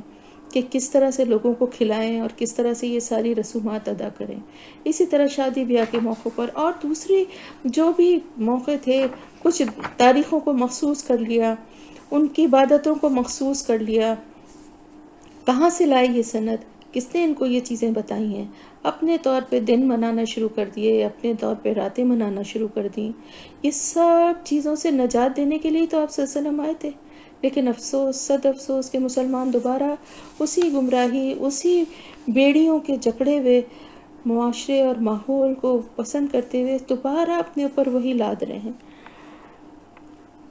تو اللہ تعالیٰ نے تو اپنی رحمت سے حضور صلی اللہ علیہ وسلم کے ذریعے یہ ساری بوجھ اور بیڑیاں اتار دی تھیں۔ فالذین، بس وہ لوگ جو آمنو ایمان لائے، یہی اس پر، وعزروہ، اور انہوں نے عزت دی، قوت دی، احترام کیا۔ کون ہے یہ وہ لوگ؟ جو کہ ایمان لانے والے، جو صحابہ کرام، انہوں نے کس کو قوت دی؟ آپ صلی اللہ علیہ وسلم کو، اور آپ صلی اللہ علیہ وسلم کے ذریعے سے اس دین کو۔ وَنَصَرُوهُ، اور انہوں نے مدد کی اس کی۔ وَاتَّبَعُوا، اور انہوں نے پیروی کی، النور، نور کی، اس نور کی، کون سا نور تھا وہ؟ قرآن، الذی، وہ جو انزل معہ، نازل کیا گیا ساتھ اس کے، اولئک هم المفلحون، یہی لوگ ہیں وہ جو فلاح پانے والے. یعنی اس دور میں صحابہ کرام اور اس کے بعد تمام وہ مسلمان جو آپ صلی اللہ علیہ وسلم کی عزت احترام کرتے ہوئے اور اس دین کے لیے جو کچھ بھی آپ نے کوشش کی تھی اس میں ان کی مدد، کیا مدد ہے؟ آپ صلی اللہ علیہ وسلم کی مدد کیا ہے؟ آپ صلی اللہ علیہ وسلم نے کسی سے کیا مدد مانگی اور کوئی ان کی کیا مدد کر سکتا تھا؟ مدد کیا تھی؟ مدد یہی تھی کہ اس دین کے غلبے کے لیے قرآن کے ذریعے سے لوگوں کو اللہ کا پیغام پہنچایا جائے، ان کی دلوں کی صفائی کی جائے، ان میں خدا کا خوف پیدا کیا جائے، انہیں آخرت کے دن کا خوف ان کے دلوں میں ڈالا جائے، برے کاموں سے ان کو ڈرایا جائے، بچنے کی ترغیب دی جائے، نیکی کے کام کرنے کے لیے ان کو اکسایا جائے. یعنی ایک منظم اور ایک تربیت تھی جو آپ صلی اللہ علیہ وسلم کر رہے تھے. اور آج بھی جو چاہتا ہے آپ صلی اللہ علیہ وسلم کی مدد کرنا، وہ مدد کرنے کا صحیح طریقہ یہی ہے جو اس نور کی پیروی کرنے کا طریقہ ہے. جو بھی اس راستے پہ چلے گا یہی ہے وہ صراط مستقیم جس کی ہم دعا مانگتے ہیں، اہدنا الصراط المستقیم، ہدایت دے ہمیں سیدھے راستے کی. تو یہی سیدھا راستہ ہے جس پہ ہم خود چلیں اور اس پہ چلنے کے بعد ہم لوگوں کو بھی اس راستے کی طرف لے کر آئیں. تو یہی دین کے لیے مدد ہے، یہی آپ صلی اللہ علیہ وسلم کی مدد ہے. تو صحابہ کرام جو تھے وہ آپ صلی اللہ علیہ وسلم کی عزت اور آپ کا ادب و احترام اس قدر کرتے تھے کہ آپ صلی اللہ علیہ وسلم کی محفل میں وہ ادب و احترام کے ساتھ ادب اور احترام سے ایسے بیٹھتے تھے کہ نگاہیں جھکی ہوئی ہوتی تھیں، اور کبھی آپ کی بات کاٹنے کی تو کوئی ہمت ہی نہیں کر سکتا تھا. آپ کے سامنے کوئی آواز بلند نہیں کرتا تھا. اگر کچھ پوچھنا بھی ہوتا تھا تو آپ کی بات ختم ہونے کے بعد دھیمی آواز سے آہستہ آہستہ بات کر کے پوچھتے تھے. ڈرتے تھے بولتے ہوئے، بات کرتے ہوئے. آپ صلی اللہ علیہ وسلم کے دروازے پہ کسی وقت دستک بھی دیتے تھے تو صرف ناخون سے دیتے تھے، اتنی ہلکی اس سے کہ اگر آپ نے سن لیا تو ٹھیک ہے، ورنہ واپس پلٹ جائیں، آپ کو تکلیف نہ ہو. تو دیکھیں تمام جو صحابہ کرام کا جو رویہ اور جو ان کی جو محبت تھی نا، وہی جو ہے نا وہ دین کی بنیادی شرط ہے. تو آپ یہ سمجھ لیں کہ آپ حضور صلی اللہ علیہ وسلم کی اطاعت یا پیروی جو ہے، دین جو ہے نا ہمارا، اس میں اللہ تعالیٰ کو ایک ماننے کے بعد رسول اللہ صلی اللہ علیہ وسلم کو اللہ کا بندہ اور رسول ماننا ہماری ایمان کا حصہ ہے نا. تو وہ کس طرح سے ماننا ہے؟ وہ اس طرح سے ماننا ہے کہ آپ صلی اللہ علیہ وسلم کی عزت بھی کی جائے اور آپ سے محبت بھی کی جائے، دونوں چیزیں کی جائیں. تو عزت کس طرح کی جائے کہ آپ صلی اللہ علیہ وسلم کی بات کے آگے کسی کی بات کی اہمیت نہیں ہے. اگر کہیں پر جو ہے کوئی ایسی بات ہو رہی ہے، کوئی بحث ہو رہی ہے یا کوئی بات ہو رہی ہے اور اس میں کوئی حدیث یا کوئی ایسا ریفرنس دے دے جو آپ صلی اللہ علیہ وسلم کی سنت سے ثابت ہوتا ہے، تو وہیں چپ ہو جائے، اس کے آگے بات نہ کرے. حضور صلی اللہ علیہ وسلم کی بات کے آگے اپنی بات کو نہ سمجھے، اور آپ صلی اللہ علیہ وسلم کی بات کو سننے کے بعد خاموش ہو جائے، اور یہ دل میں بھی یہی سمجھے کہ آپ صلی اللہ علیہ وسلم کی بات جو ہے وہ حرف آخر ہے ہمارے لیے. اللہ کی بات، ہمارے رسول جو ہے نا وہ ہمارے لیے سب سے بڑی کسوٹی ہیں. ہم ان کے جتنے بات کو مانیں گے، جتنا سمجھیں گے ان کو، اتنا ہی زیادہ ہم دین پر عمل کرنے والے بنیں گے. تو ہمیں اب کیا پتہ چلا کہ آپ صلی اللہ علیہ وسلم پر ایمان لانے کے دو بنیادی تقاضے ہیں. پہلا یہ کہ آپ صلی اللہ علیہ وسلم کی اطاعت کی جائے، جہاں پر بھی آپ کی بات، اب آپ موجود نہیں ہیں تو آپ کی حدیث یا آپ کی سنت کی کوئی بات آئے سامنے تو فوراً سر تسلیم خم کر دے، بحث نہ کرے، اس کے آگے بڑھنے کی کوشش نہ کرے. اور دوسرا تقاضا ہے آپ صلی اللہ علیہ وسلم کی محبت، اور ان کے دونوں کے بارے میں دو احادیث ملاحظہ فرمائیں.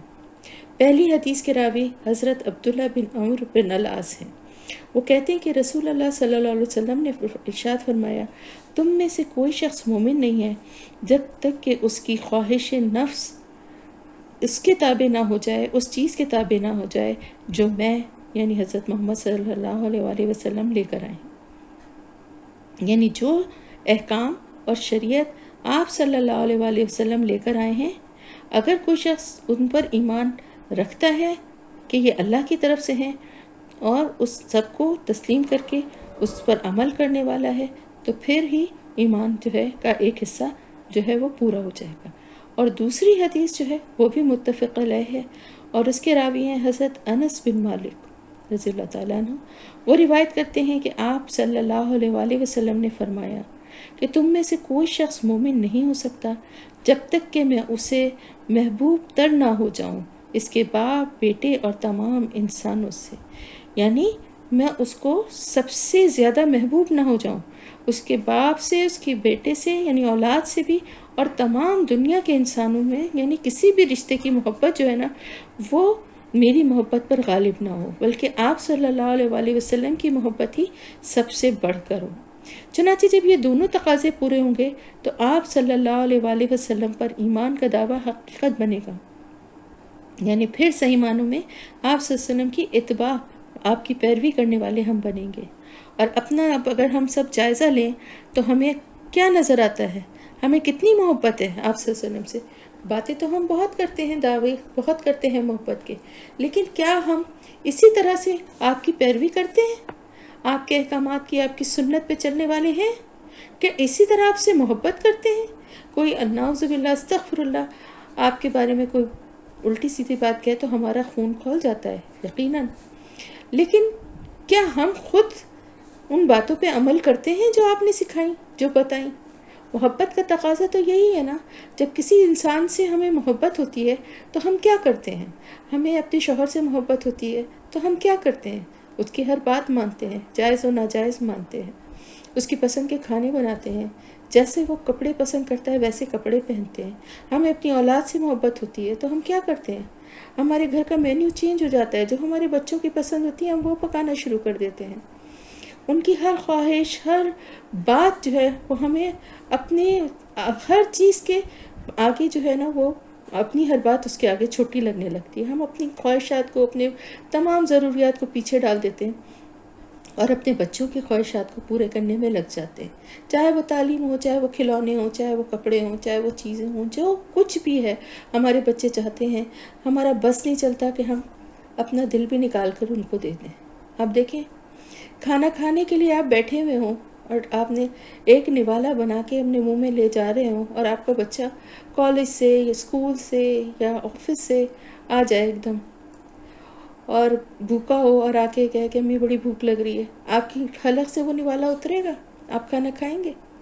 آپ وہیں کھانا چھوڑیں گے، سب سے پہلے اپنے بچے کو کچھ بنا کے یا اسی میں سے وہی کھانا اس کو کھلانا شروع کر دیں گے۔ ایسا ہی ہوتا ہے نا، یہ محبت ہے، اپنے ماں باپ سے محبت ہے۔ اپنے ماں باپ کی تکلیف نہیں دیکھی جاتی، اپنے ماں باپ کے لیے بہت کچھ کرنے کا دل چاہتا ہے، ان کی باتیں ہم اسی لیے مانتے ہیں کہ ہمیں ان سے محبت ہے، چاہے ہمارا دل نہیں بھی مان رہا۔ تو کیا یہی محبت ہم آپ صلی اللہ علیہ وسلم سے اسی طرح کی کرتے ہیں؟ ذرا ہم سب اپنا جائزہ لیں کہ کیا ہم اسی طرح کی محبت کرتے ہیں؟ کیا وہی تڑپ ہمارے لیے دل میں ہے جو ہم اپنے شوہر، اپنے بچوں، اپنے ماں باپ کے لیے محسوس کرتے ہیں؟ سچے دل سے اپنا اپنا جائزہ لیں۔ زبانی کلامی تو ہم بہت دعوے کرتے ہیں، لیکن کیا واقعی ایسا ہے؟ اگر نہیں ہے تو ڈھونڈیں، تلاش کریں کہ وہ کیا کمی ہے۔ آپ دیکھیں، جس سے محبت ہوتی ہے اس کی پسند ناپسند آپ کو معلوم ہوتی ہے نا، اس کی زندگی کی سب باتیں آپ جاننے کی کوشش کرتے ہیں۔ آپ کتنے لا علم ہیں۔ آپ کو اگر میں آپ سے یہ پوچھوں کہ آپ صلی اللہ علیہ وسلم کی کتنی اولاد تھی تو شاید کچھ لوگ یا شاید سب لوگ ہی جواب دے دیں، اور میں اگر پوچھوں ترتیب سے ان کی بیٹیوں کے نام بتائیں کہ سب سے بڑی کون تھی، دوسرے نمبر پہ کون تھی، تیسرے نمبر پہ کون تھی، تو میرے خیال سے اکثریت نہیں بتا پائے گی۔ اسی طرح سے ازواج مطہرات ہماری مائیں جو تھیں ان کے نام اگر میں پوچھوں اور یہ پوچھوں کہ کس ترتیب سے تھیں اور کس طرح کس سن میں شادی ہوئی آپ صلی اللہ علیہ وسلم کی ان سے، آپ کی مائیں ہیں نا، ہماری ہم سب کی مائیں ہیں وہ، تو ہمیں نہیں پتہ ہوگا آپ کی زندگی کے حالات، آپ کے بارے میں بہت کچھ باتیں ہمیں پتہ ہی نہیں ہے. جو کچھ ہم نے کورس کی کتابوں میں بچپن میں پڑھ لیا، اس سے آگے تو ہمیں کچھ نالج اتنی خاص ہم نے کبھی بڑھانے کی کوشش کی نہیں. زبانی دعویٰ کرتے رہتے کہ بہت محبت ہے، بہت محبت ہے، تو کوئی ثبوت بھی تو دیں. یہ ثبوت نہیں دے سکتے تو کم از کم آپ صلی اللہ علیہ وسلم کے بتائے ہوئے راستے پہ چل کے ہی محبت کا ثبوت دے دیں. جیسا آپ چاہتے تھے اپنی امت کو، جیسا آپ چاہتے تھے مسلمانوں کو کہ وہ ہوں، ویسے ہی بن جائیں. اتنا ہی کریے نا جتنا انہوں نے کر کے بتایا. الٹی سیدھی باتیں، رسمیں اور حرکتیں کر کے یہ کیوں سمجھتے ہیں کہ ہم اس سے بڑھ کے نیکی کرنے والے بن جائیں گے؟ تو صحابہ کرام اسی طرح کرتے تھے، اور ہم سب کو بھی اسی طرح سے کرنا چاہیے کہ ہم آپ صلی اللہ علیہ وسلم کی عزت اور احترام بھی کریں اور مدد بھی کریں، کیونکہ آپ کو اپنی ذات کے لیے نہ اس وقت چاہیے تھا اور نہ آج چاہیے. آپ نے تو دین کے لیے جو بیڑا اٹھایا تھا، جو مشکلات جھیلی تھی، اس میں آپ کو مدد کی ضرورت تھی، اور سب صحابہ کرام نے آپ کی مدد بھی کی. اور پھر اسی طرح سے آج مسلمانوں کا بھی فرض ہے، ہم سب کا فرض ہے کہ ہم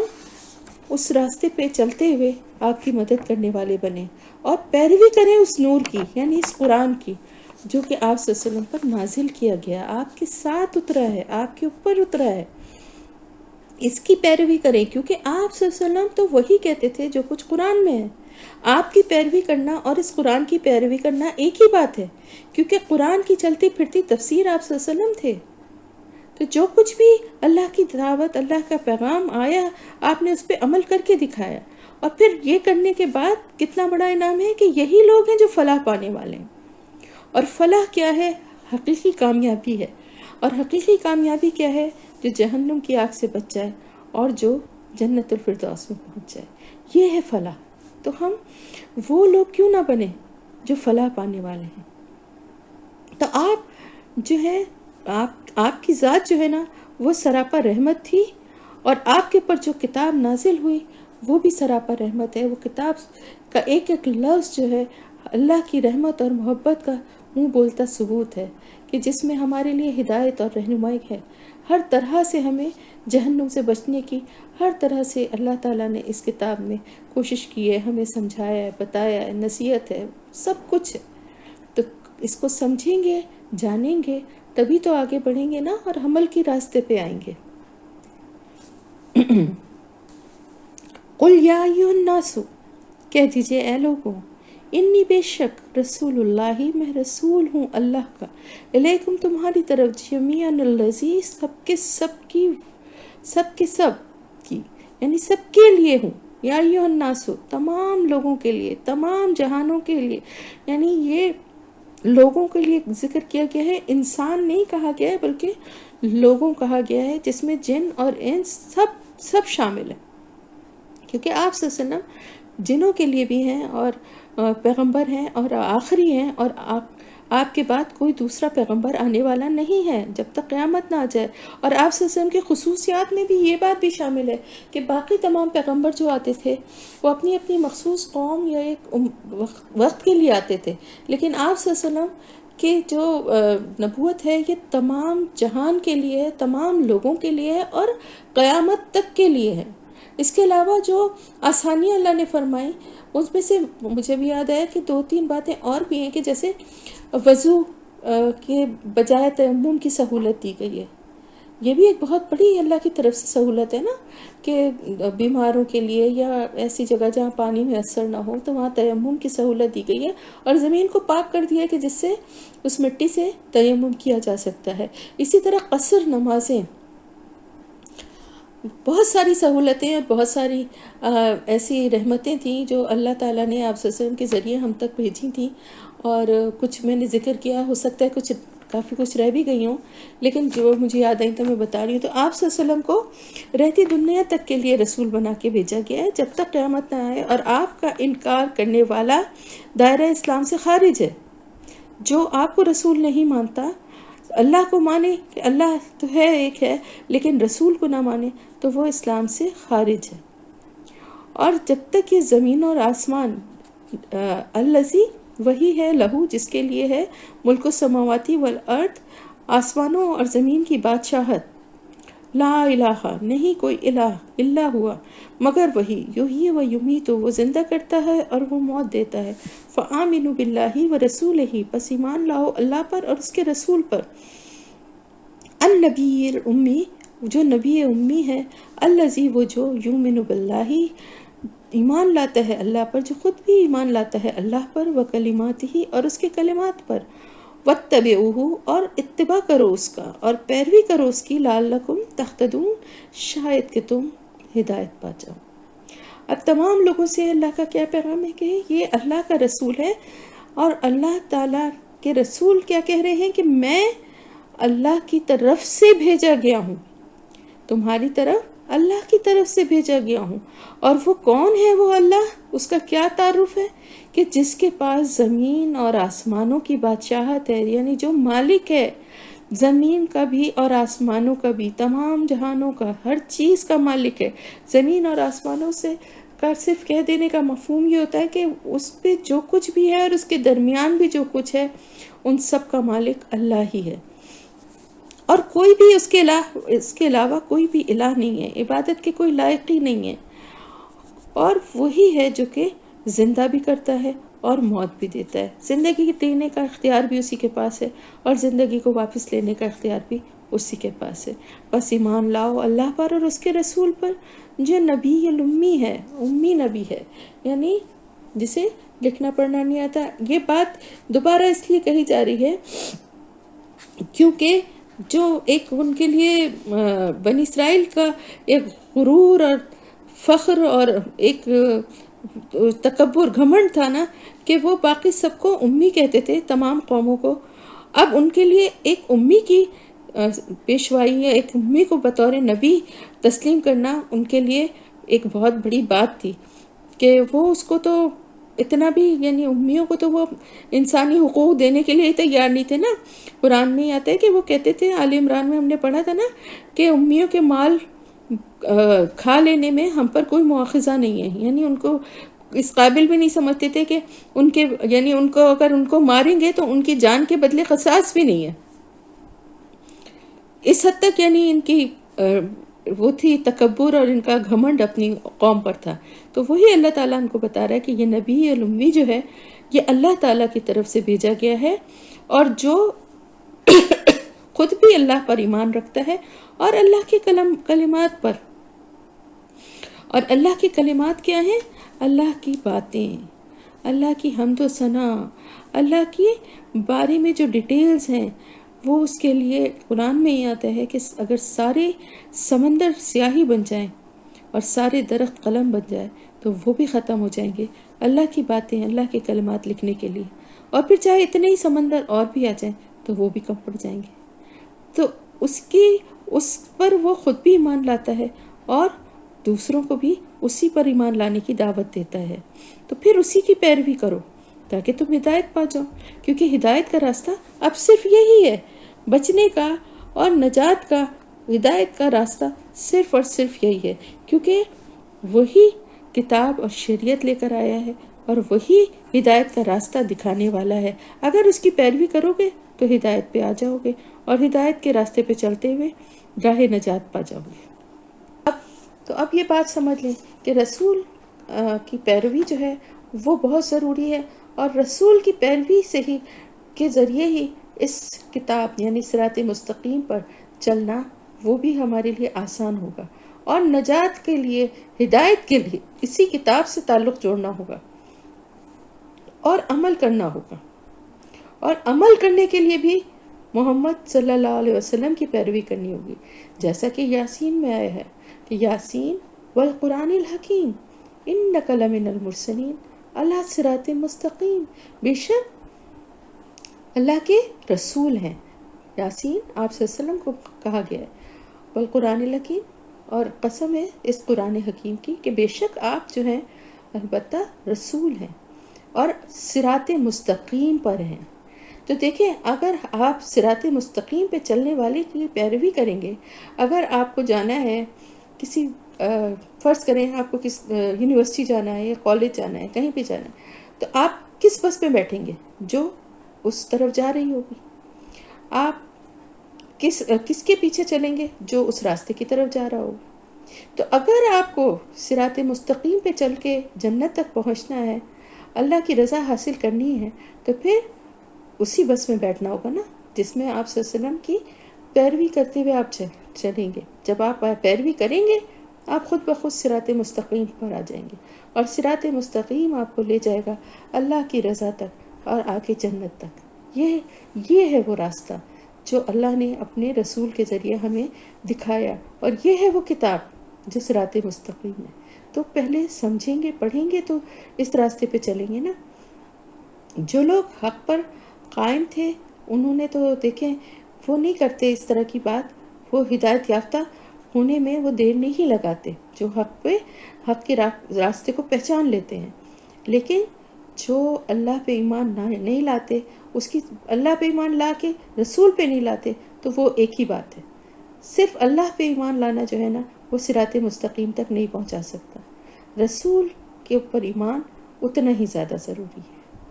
ومن قوم موسیٰ، اور موسیٰ کی قوم میں سے امتن ایک گروہ تھا، یہدون بالحق، وہ رہنمائی کرتا تھا حق کے ساتھ، وبہ یعدلون، اور ساتھ اسی کے وہ انصاف کرتے تھے یا وہ عدل کرتے تھے۔ اب اللہ تعالیٰ ہمیشہ، آپ جب بھی دیکھتے ہیں کہ بنی اسرائیل کا ذکر کرتے ہیں یا نصارہ کا، تو ان میں ان لوگوں کا ضرور ذکر کیا جاتا ہے جو کہ ایمان لے آئے یا جو کہ اللہ کے راستے کی طرف پلٹ آئے۔ تو اللہ تعالیٰ یہاں پر پھر ان لوگوں کا ذکر کر رہا ہے کہ وہ لوگ جن کے دل میں حق کی طلب تھی اور جو تلاش میں تھے، انہوں نے آپ صلی اللہ علیہ وسلم کو دیکھ کر پہچانا اور آپ صلی اللہ علیہ وسلم پر ایمان لے آئے، یعنی مسلمان ہو گئے، اور پھر آپ کا ساتھ بھی دیا، اور پھر وہ رہنمائی کرتے تھے، دوسروں کی بھی رہنمائی کرنے کی کوشش کرتے تھے حق کے ساتھ، جیسے دوسرے مسلمان کرتے ہیں۔ یعنی تھے تو وہ موسیٰ علیہ السلام کی قوم میں سے بنی اسرائیل ہی تھے، لیکن وہ آپ کو دیکھ کر، آپ کو اللہ کا رسول سمجھ کے پہچان کر آپ پر ایمان لے آئے اور آپ کا ساتھ دینے لگے۔ اور جس طرح آپ لوگوں کی رہنمائی کرنے کے لیے جو کام کر رہے تھے، جو مشن تھا آپ کا، اس میں آپ کا ساتھ دینے لگے، اور پھر اسلام کے قوانین پر ہی عمل کرنے لگے حق کے ساتھ، اور اسی کے ساتھ تمام معاملات میں انصاف بھی کرتے تھے۔ تو اب وہ لوگوں کا ذکر ہو رہا ہے جو ایمان لے آئے تھے۔ تو اللہ تعالیٰ ان اہل کتاب میں سے ان لوگوں کے لیے اللہ پاک ان کی قدردانی کرتے ہوئے ان کا ذکر فرما رہے ہیں کہ جو ایمان لے آئے تھے۔ یہاں پر یہ ان لوگوں کا ذکر ہے۔ وَقَطَّعْنَاهُمْ، اور الگ الگ کر دیا ہم نے انہیں، اثنتا عشرہ، اسنا 2 اور عشرہ 10، تو ملا کے کیا ہوئے 12، الگ الگ کر دیا ہم نے ان کو 12، اسباطن قبیلوں میں، امامن گروہ بنا کر، وَأَوْحَيْنَا، اور وحی کی ہم نے، اِلیٰ موسیٰ، طرف موسیٰ کے،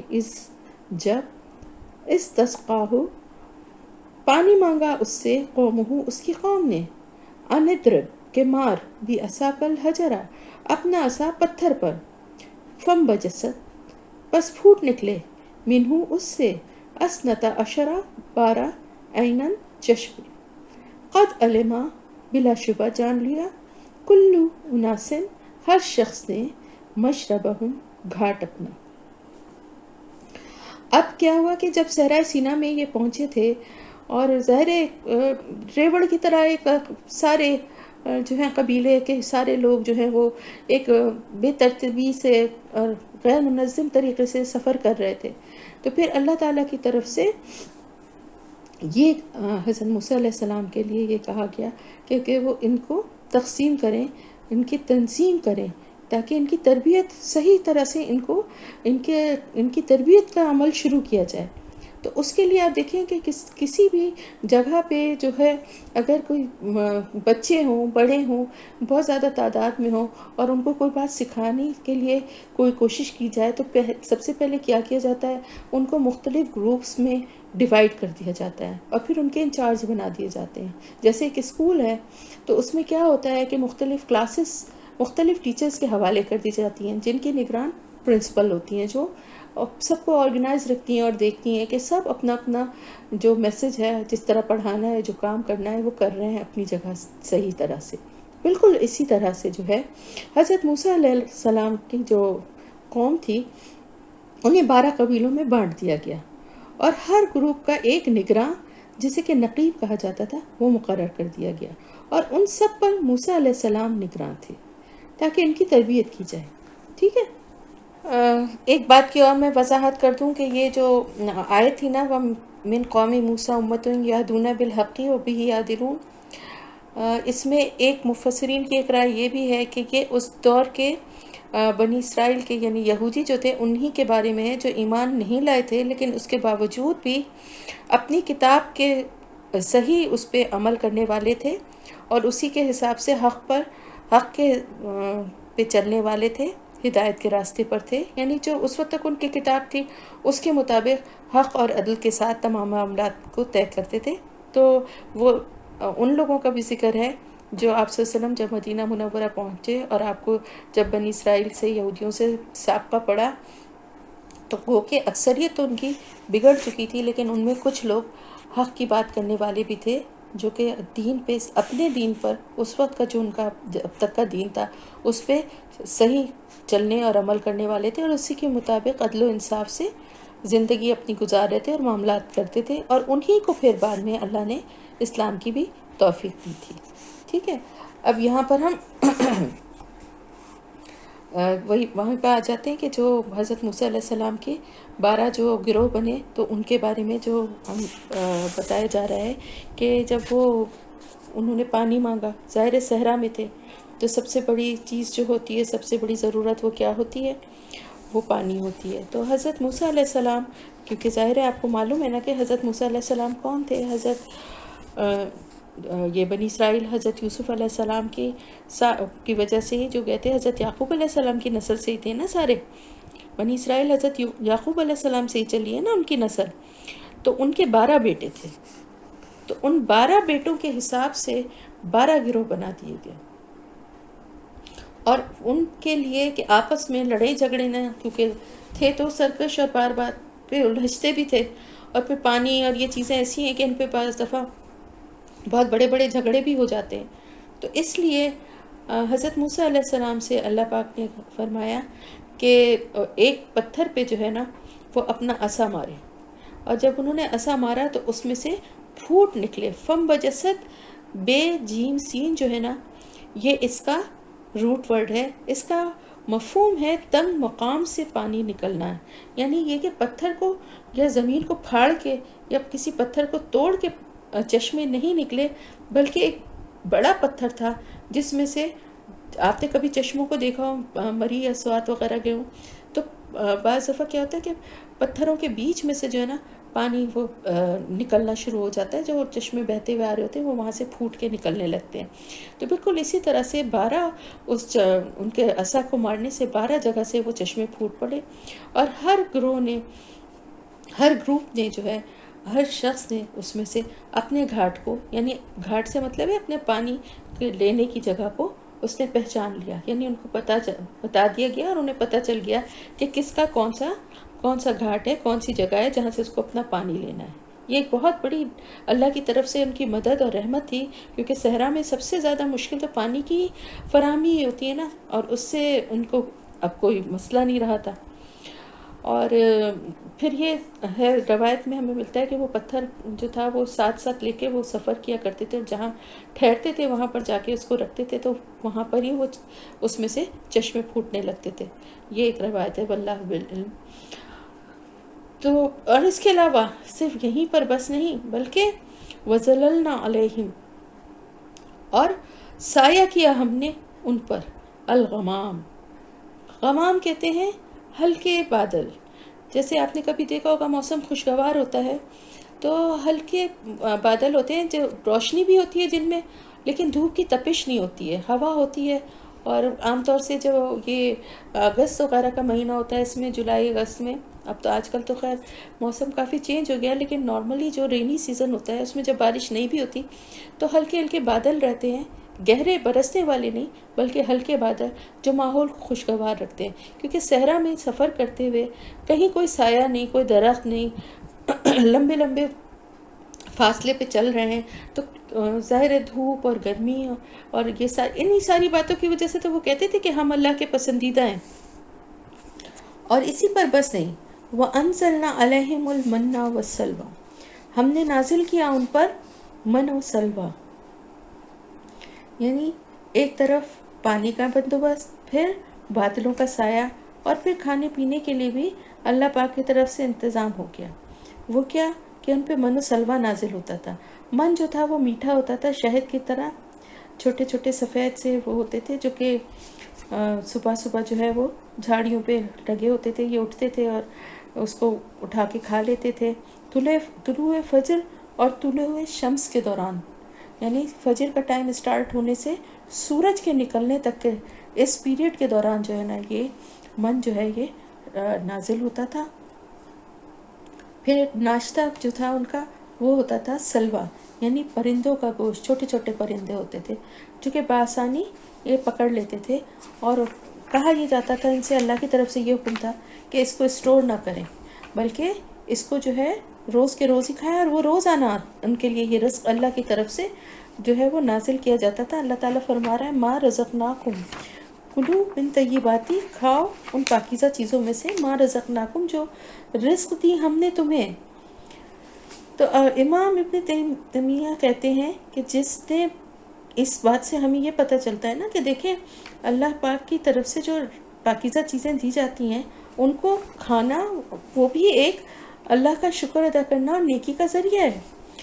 لیکن انہوں نے کیا کیا، وما ظلمونا، اور نہیں انہوں نے ظلم کیا ہم پر، ولیکن اور لیکن کانو تھے وہ انفسہم اپنی ہی جانوں پر یظلمون، اپنی جانوں پہ ظلم کرنے والے تھے. یعنی امام ابن تیمیہ جو کہتے ہیں نا کہ بغیر کسی جس نے بغیر کسی شرعی عذر کے پاکیزہ حلال چیزوں کو کھانے سے انکار کیا تو اس نے ناشکری کی، اور ناشکری جو ہے نا وہ کفر کی طرف لے جاتی ہے. تو ظلم کیا انہوں نے اپنے اوپر کیا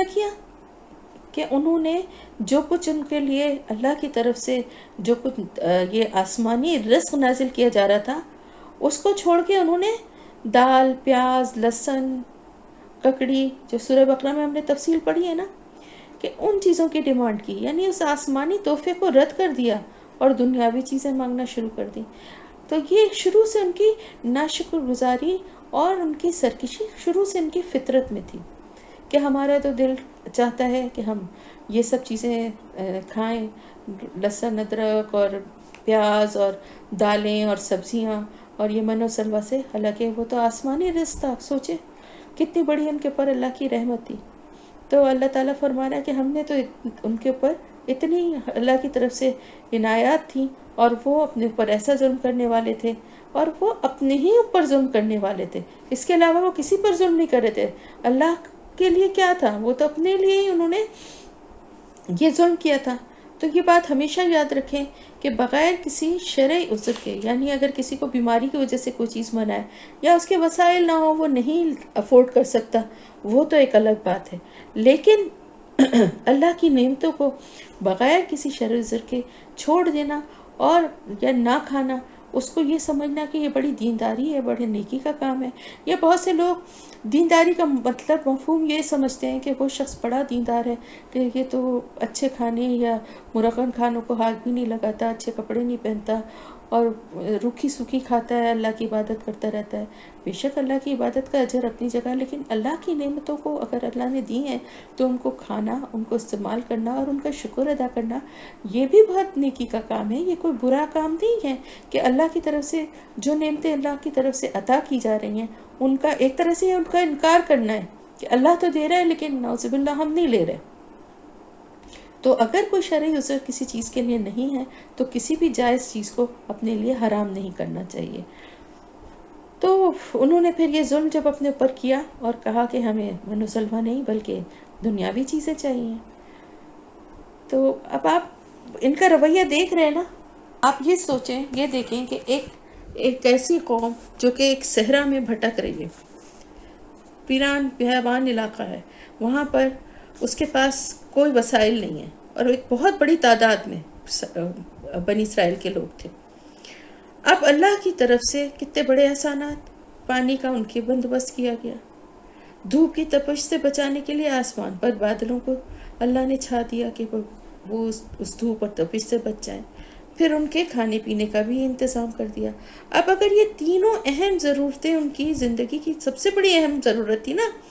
یہ اگر پوری نہ کی جاتی، اس کا کوئی بندوبست نہ کیا جاتا، تو یہ قوم جس کی تعداد کئی لاکھ تک پہنچی ہوئی تھی،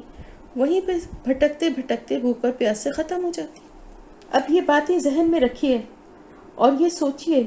کہ اسی بنا پہ میں نے جیسے کہا نا کہ وہ کہتے تھے ہم اللہ کے بڑے پسندیدہ ہیں، اللہ کے بیٹے ہیں، اللہ تو کیونکہ اللہ ان پہ بہت مہربان تھا۔ اب آپ یہ ان کا رویہ دیکھیے اور یہ سوچئے کہ کتنے بڑے بڑے احسانات تھے اور ان کی کتنی بڑی احسان فراموشی تھی کہ اللہ کا ایسا فضل و کرم، ایسی واضح نشانیاں، ایسے بڑے بڑے انعام دیکھ لینے کے بعد بھی یہ قوم مسلسل نافرمانیوں اور غداریوں اور سرکشی کی مرتکب ہوتی رہی۔ پوری تاریخ ان کی اس سے بھری ہوئی ہے۔ اب آگے ان کی جو بات ہو رہی ہے کہ اس کے بعد انہوں نے کیا ان ساری اللہ کی انعامات کو ملنے کے بعد پہلے تو انہوں نے یہ ظلم کیا کہ ہمیں یہ نہیں چاہیے، ہمیں کچھ اور چاہیے۔ پھر اس کے بعد کیا وَإِذْ اور جب قیلا کہا گیا لہم ان سے اسکنو بس جاؤ یا رہ جاؤ ہاذہ القریہ اس بستی میں، وکلو اور کھاؤ منہا اس میں سے، حیثو جہاں سے شیتم تم چاہو، وقولو اور کہو حتتن حتہ بخش دے، وادخلو اور داخل ہو جاؤ البابا دروازے سے، سجدن سجدہ کرتے ہوئے، نغفر لکم ہم بخش دیں گے تمہارے لیے، خطیئاتکم خطائیں تمہاری، سنزید المحسنین اور احسان کرنے والوں کو عنقریب ہم زیادہ دیں گے، سنزید عنقریب ہم زیادہ دیں گے المحسنین احسان کرنے والوں کو۔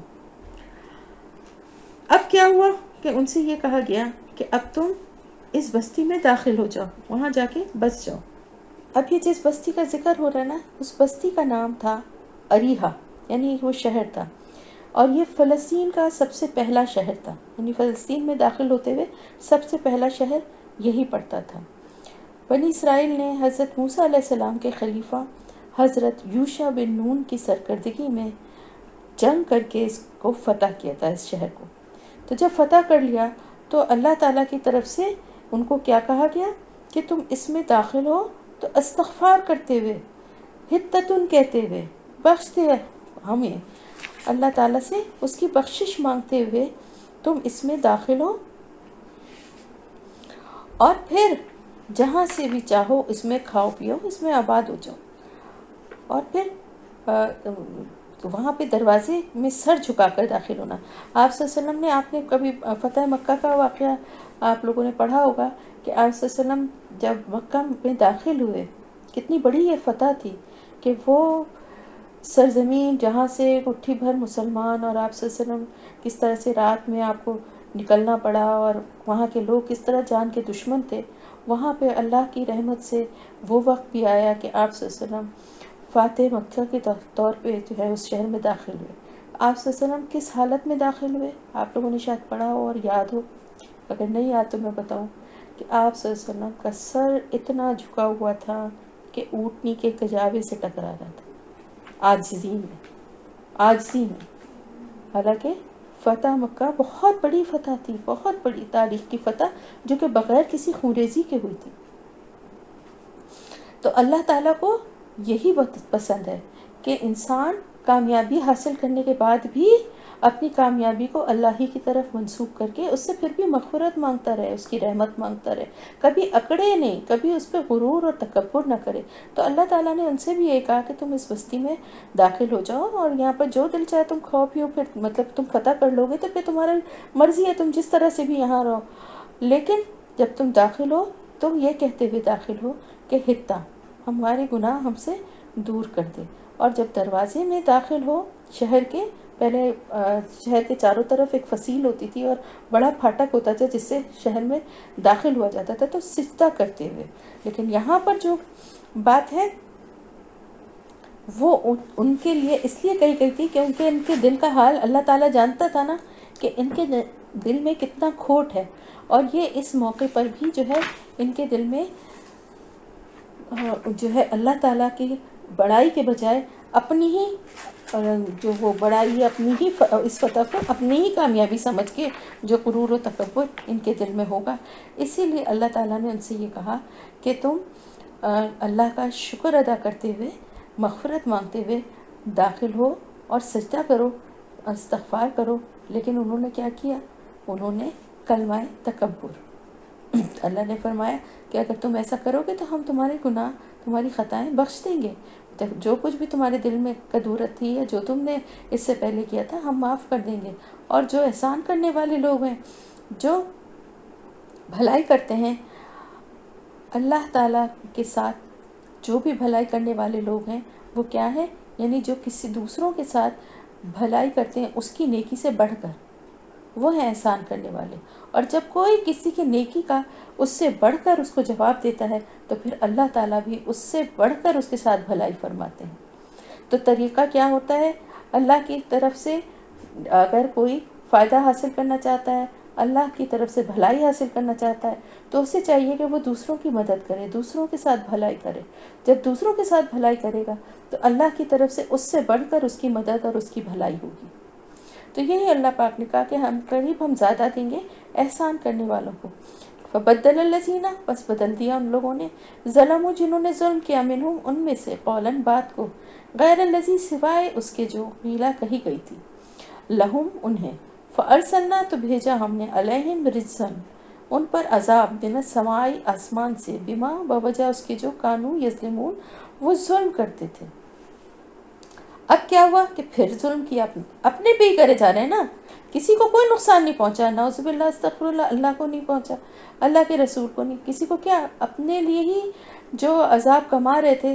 وہ اپنی حرکتوں سے کر رہے تھے، اپنے اوپر ہی ظلم کر رہے تھے. انہوں نے کیا ظلم کیا کہ اللہ کی بات کو ہی بدل دیا. فبدل الذین، بس بدل دیا ان لوگوں نے، اس لفظ کو، اس جملے کو ہی بدل دیا. حتتن یعنی ہمارے گناہ ہم سے دور کر دے یا ہمیں بخش دے کہنے کے بجائے، یعنی مغفرت مانگنے کے بجائے ہنتتن، ہنتتن کہتے ہوئے اندر داخل ہوئے. استغفر اللہ. یعنی ہنتتن کا مطلب کیا؟ ہمیں گیہوں چاہیے، ہمیں گیہوں چاہیے، کھانے پینے سے آگے نکل ہی نہیں رہے تھے، سوچ بدل ہی نہیں رہی تھی. اللہ تعالیٰ کہہ رہے تم مجھ سے مغفرت مانگو تو ہم تمہاری خطائیں بخش دیں گے، اور جو احسان کرنے والے ہیں ان کو اس سے بھی زیادہ عطا کریں گے. تمہاری ساری پچھلے جو لغزشیں اور خطائیں ہیں وہ سب معاف ہو جائیں گی. مخلص اور نیک لوگ جو ہیں، احسان کرنے والے لوگ جو ہیں، ان کو مزید نوازیں گے، ان کے درجات بلند کریں گے، اونچے اونچے مراتب عطا کریں گے. یہ سارے وعدے اللہ کے سننے کے بعد کیا جواب دے رہے ہیں؟ اس بات کو ہی بدل دی، اور ہتتن کے بجائے ہنتتن، ہنتتن کہتے ہوئے شہر میں داخل ہوئے. اور بلکہ آگے سورہ بقرہ میں ہی شاید ہم نے پڑھا تھا کہ یا آگے آئے گا کہ وہ سجدہ کرنے کو کہا گیا تھا، تو سجدہ کرنے کے بجائے وہ اپنے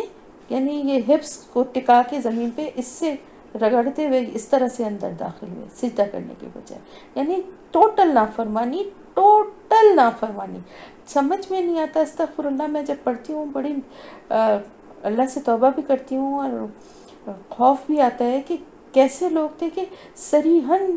مخالفت اور اللہ سے کی ناراضگی کو مول لیتے تھے. اور اللہ تعالیٰ ہمیں محفوظ رکھے. اپنے عمل اور اپنے کاموں کو دیکھ کر بھی بڑا خوف آتا ہے کہ ہم لوگ کس راستے پہ چل رہے ہیں. تو یہ بھی بہت بڑی ڈھٹائی ہے کہ جہاں جب اللہ کا حکم، واضح حکم آ جاتا ہے، اس کے بعد جو ہے اس کو بدل دینا اپنی مرضی کے مطابق اور جو دل چاہے وہ کرنا، یہ بہت بڑا گناہ ہے. اور اس کی وجہ سے اللہ تعالیٰ نے کیا فرمایا کہ پھر ہم نے اس کی وجہ سے، جو انہوں نے یہ حرکت کی، اس کی وجہ سے ہم نے ان پر رجز بھیجا. رجز کیا ہے؟ عذاب آسمان سے. اور وہ رجز کیا تھا؟ اس کی تفصیل جو ہے وہ یہ بتائی جاتی ہے کہ بعض روایت میں یہ ہے کہ بجلیاں کڑکیں اور سخت سردی پڑنے لگی اور خوب تیز ہوائیں، پتھر برسنے لگے، اور سب سے بڑھ کر یہ کہ طاعون جو تھا نا وہ وبا کی طرح پھیل گیا. اور طاعون کی وجہ سے وہ سارے نافرمان جو کہ یہ جملہ، یہ لفظ بولتے ہوئے داخل ہوئے تھے، وہ سب کے سب مارے گئے. تو دیکھیں، اللہ سے استغفار کرنے سے اور جتنی کثرت کریں اس سے دنیا کی نعمتیں خود بخود مل جاتی ہیں. اللہ کی حمد و ثنا کریں، اس کی رحمت اور مغفرت مانگیں۔ تو دعا مانگنے کا بھی صحیح طریقہ کیا ہے کہ اللہ کی حمد و ثنا کے بعد اللہ کی رحمت بھی مانگیں اور اس کی مغفرت بھی مانگیں۔ مغفرت مانگنا بہت ضروری ہے۔ ہر مشکل اور ہر پریشانی کا حل جو ہے نا کثرت سے استغفار۔ حضرت یونس علیہ السلام نے بھی مچھلی کے پیٹ میں جب ان کو وہ چلے گئے تھے تو انہوں نے کیا کہا؟ لا الہ الا انت سبحانک انی کنت من الظالمین، بے شک میں ہی ہوں ظالموں میں سے۔ فوراً اپنی غلطی کا اعتراف کر لیا، اکڑے نہیں کہ میں یہ سمجھا تھا اللہ تعالیٰ، میں تو یہ سمجھا تھا، مجھے یہ لگا تھا کہ اب میرا کام یہاں ختم ہو گیا ہے، بلکہ فوراً ہمیں بھی اگر غلطی کی ہے، اگر کوئی گناہ کیا ہے تو اس پہ ڈھٹائی نہیں دکھانی چاہیے کہ حالات ہی ایسے تھے، یا سب لوگ فورس کر رہے تھے، یا آج کل کا دور ہی ایسا ہے کہ مجھے کرنا پڑی ہے۔ فوراً اپنی غلطی کو مان کے اور اللہ کے آگے استغفار کرنا شروع کر دینا چاہیے۔ اور جب استغفار کریں تو نہ صرف یہ کہ اللہ کی مغفرت ملتی ہے بلکہ دنیا کی نعمتیں بھی خود بخود مل جاتی ہیں۔ تو ان کے اوپر جو ہے یہ سب مصیبتیں اور پریشانیاں اور بلائیں آئیں، اور یہاں تک کہ پھر طاعون کی وبا پھیلی جس سے کہ وہ سب کے سب مارے گئے۔ اور اس کی وجہ یہی تھی کہ وہ اپنی جانوں پر خود ہی ظلم کرتے تھے۔ وَاسْأَلْهُمْ عَنِ الْقَرْيَةِ الَّتِي، اور پوچھئے ان سے، وَاسْأَلْهُمْ اور پوچھئے ان سے، سوال کیجئے ان سے، اس بستی کے بارے میں، التی وہ جو، کانت تھی وہ، حاضرۃ البحر، روبرو یا کنارے پر سمندر کے، اس جب، یعدونا فی السبت، وہ زیادتی کرتے تھے سبت میں، یعنی ہفتے کے دن کو کہتے ہیں سبت۔ اس تاتیہم، جب آتی تھی ان کے پاس، ہیتانہم، مچھلیاں ان کی، ہوت کہتے ہیں مچھلی کو، اور ہیتان یعنی اس کی جمع ہے، ہیتانہم مچھلیاں ان کی، یوما سبتہم، ہفتے کے دن، ان کے ہفتے کے دن، شرعان ظاہر ہو کر، وہ یوما اور جس دن، لا یثبتونا ہفتہ نہ ہوتا، لا تاتیہم نہیں آتی تھی وہ ان کے پاس، کذالک اسی طرح، نبلوہم ہم آزماتے تھے انہیں، بیما کانو یفسقون بوجہ اس کے جو وہ نافرمانی کرتے تھے۔ اب اللہ تعالیٰ کیا فرما رہا ہے کہ ایک بستی کا ذکر ہو رہا ہے جس کے بارے میں یہودی جو ہیں وہ بہت اچھی طرح سے جانتے تھے، لیکن ان کی کتاب میں اس کا کوئی ذکر ہمیں نہیں ملتا۔ لیکن جب قرآن مجید میں یہ واقعہ بار بار بتایا گیا تو یہودیوں نے، جو کہ ہر وقت آپ صلی اللہ علیہ وسلم پر اور قرآن پر اعتراض یا مخالفت کا کوئی موقع ہاتھ سے جانے نہیں دیتے تھے، انہوں نے اس پہ کوئی اعتراض نہیں کیا۔ اس کا مطلب تھا کہ وہ اس واقعے سے بہت اچھی طرح واقف تھے۔ یہ واقعہ جو ہے ایلیا یا ایلا نامی ایک بستی کا ہے، جن کا معاش کا پورا دار و مدار جو تھا وہ مچھلیوں کو پکڑنے میں تھا۔ جو اب آپ دیکھیں نا کہ ان کے کام ہی یہی تھا کہ مچھلیوں کو پکڑتے تھے اور اس کو بیچتے تھے یا اس کو کھاتے تھے، جو کچھ بھی تھا وہ اسی پہ سمندر کے کنارے وہ بستی آباد تھی اور یہی ان کا کام تھا۔ اب ان کے لیے جو ہے اللہ تعالیٰ نے یہ ایک شرط لگا دی کہ ہفتے کا دن، جیسے ہمارے لیے جمعے کا دن ہے نا، اسی طرح یہودیوں کے لیے ہفتے کا دن مقدس دن تھا، کہ اس دن جو چھٹی کرتے تھے اور اس دن عبادت کرتے تھے، تو اس دن ان کو منع کر دیا گیا کہ وہ مچھلی کا شکار نہیں کر سکتے۔ اب کیا ہوا کہ ان کے لیے منع کیا گیا تھا کہ ہفتے کے دن جو ہے وہ شکار نہیں کریں گے، اور ان کی ایک طرح سے آزمائش ہی تھی کہ ہوا کیا کہ باقی دنوں میں تو مچھلیاں جو ہیں وہ کنارے پر اتنی نہیں آتی تھیں، لیکن ہفتے کے دن جو ہے نا، جو لفظ استعمال کیا گیا ہے شرعان، شرعان کا مطلب یہ ہوتا ہے کہ پانی کے اوپر ظاہر ہو کر، یعنی ظاہر ہو کر اوپر اچھل کر آتی تھی۔ جس دن ہفتہ ہوتا تھا اس دن اس طرح سے ہوتا تھا، اور جس دن ہفتہ نہیں ہوتا تھا اس دن وہ مچھلیاں ہی نہیں ہوتی تھی، جال ڈال کے بیٹھے رہتے تھے، بہت کم مچھلیاں ملتی تھیں۔ اب یہ ایک ان کی آزمائش تھی۔ اب انہوں نے کیا کیا، اپنے کو تو بہت عقل مند سب سمجھتے ہیں نا، تو کوئی نہ کوئی راستہ انہوں نے اس کے لیے نکالنے کی کوشش کی، مختلف طریقے کیے۔ ایک تو یہ کیا کہ جال جو ہے وہ ہفتے کے دن سے پہلے ہی جو ہے، یا ہفتے کے دن سے رات کو جیسے جال پانی میں ڈال دیا کہ جس میں مچھلیاں پھنس جائیں، ہفتے کے دن نہیں، اس کو دوسرے دن کھینچ کے نکال لیا۔ کچھ نے یہ کیا کہ پتلی پتلی جو ہے ایک دن پہلے جو ہے نہریں ٹائپ کی بنا دیتے تھے کہ پانی کے زور پہ جو ہے مچھلیاں وہاں تک آ جاتی تھیں، اور پھر وہ گڑھے بنا دیے تھے ان کے آگے کہ جس میں وہ پھنس جاتی تھی اور واپس نہیں جا پاتی تھی، اور ان کو دوسرے دن نکال لیتے تھے. یعنی شکار تو اسی دن کر رہے تھے، نکال دوسرے دن رہے تھے. ایک طرح سے سمجھ رہے تھے کہ یہ ہم بڑی عقل دکھا رہے ہیں اور بڑی چالاکی کا کام کر رہے ہیں. اب یہ سب کچھ کیوں تھا؟ اصل میں ان کی آئے دن کی جو نافرمانیاں تھیں ان کی وجہ سے ان کو اس آزمائش میں ڈالا گیا تھا کہ شریعت کے حکم پر قائم رہتے ہوئے وہ لوگ کیا کرتے ہیں، کچھ فاقے برداشت کرتے ہیں یا پھر نافرمانی کریں گے اور شریعت کے ساتھ کوئی مذاق کرتے ہوئے کوئی صورت نکال لیں گے. اب انہوں نے وہی دوسرا راستہ اختیار کیا اور چور دروازے جو ہیں وہ نکال لیے. جیسا کہ میں نے آپ کو بتایا کہ گڑھے کھود کے نالیوں کے ذریعے سے یا جال ڈال کے رکھ دیتے تھے، اور اس طرح سے انہوں نے شریعت کے اس حکم کو مذاق بنا لیا. حکم کی اصل وجہ یہ تھی کہ 6 دن اللہ نے دنیا کے کام کے لیے ان کو دیے تھے اور 7واں دن اللہ کی عبادت کے لیے وقف کیا تھا. اس دن کے لیے گڑھے کھودنے، پانی کھولنے اور بند کرنے میں انہوں نے صرف کرنا شروع کر دیا. وہ دن ان کے لیے اتنا مقدس سمجھا جاتا تھا، ہفتے کا دن، کہ اس دن اللہ تعالیٰ کی طرف سے منع کیا گیا تھا کہ کوئی دنیا کا کام نہ کیا جائے، گھروں میں آگ بھی نہ جلائی جائے، جانوروں اور لونڈی غلاموں تک سے کوئی خدمت نہ لی جائے. یعنی اتنی سختی تھی، اور اس کے بعد انہوں نے یہ کام کرنا شروع کر دیا. تو دراصل ہوتا کیا ہے کہ اللہ تعالیٰ جب دیکھتا ہے کہ لوگوں کو کہ وہ کسی طرح سے ان کے دل میں، یعنی جیسے ان کا تھا نا کہ یہ بار بار نافرمانی کر رہے تھے، تو ان کی آزمائش کے لیے اللہ پاک گناہ کو ان کے لیے آسان کر دیتا ہے. اس سے پناہ مانگی جائے کہ اللہ تعالیٰ گناہ کے کام کرنے میں کوئی روک نہ ہو اور ان کو کسی طرح سے بھی کسی دشواری کا سامنا نہ کرنا پڑے، بلکہ آسانی ان کے لیے ہو جائے. تو یہ بھی اللہ کی طرف سے ایک عذاب اور سزا اور ایک آزمائش ہوتی ہے.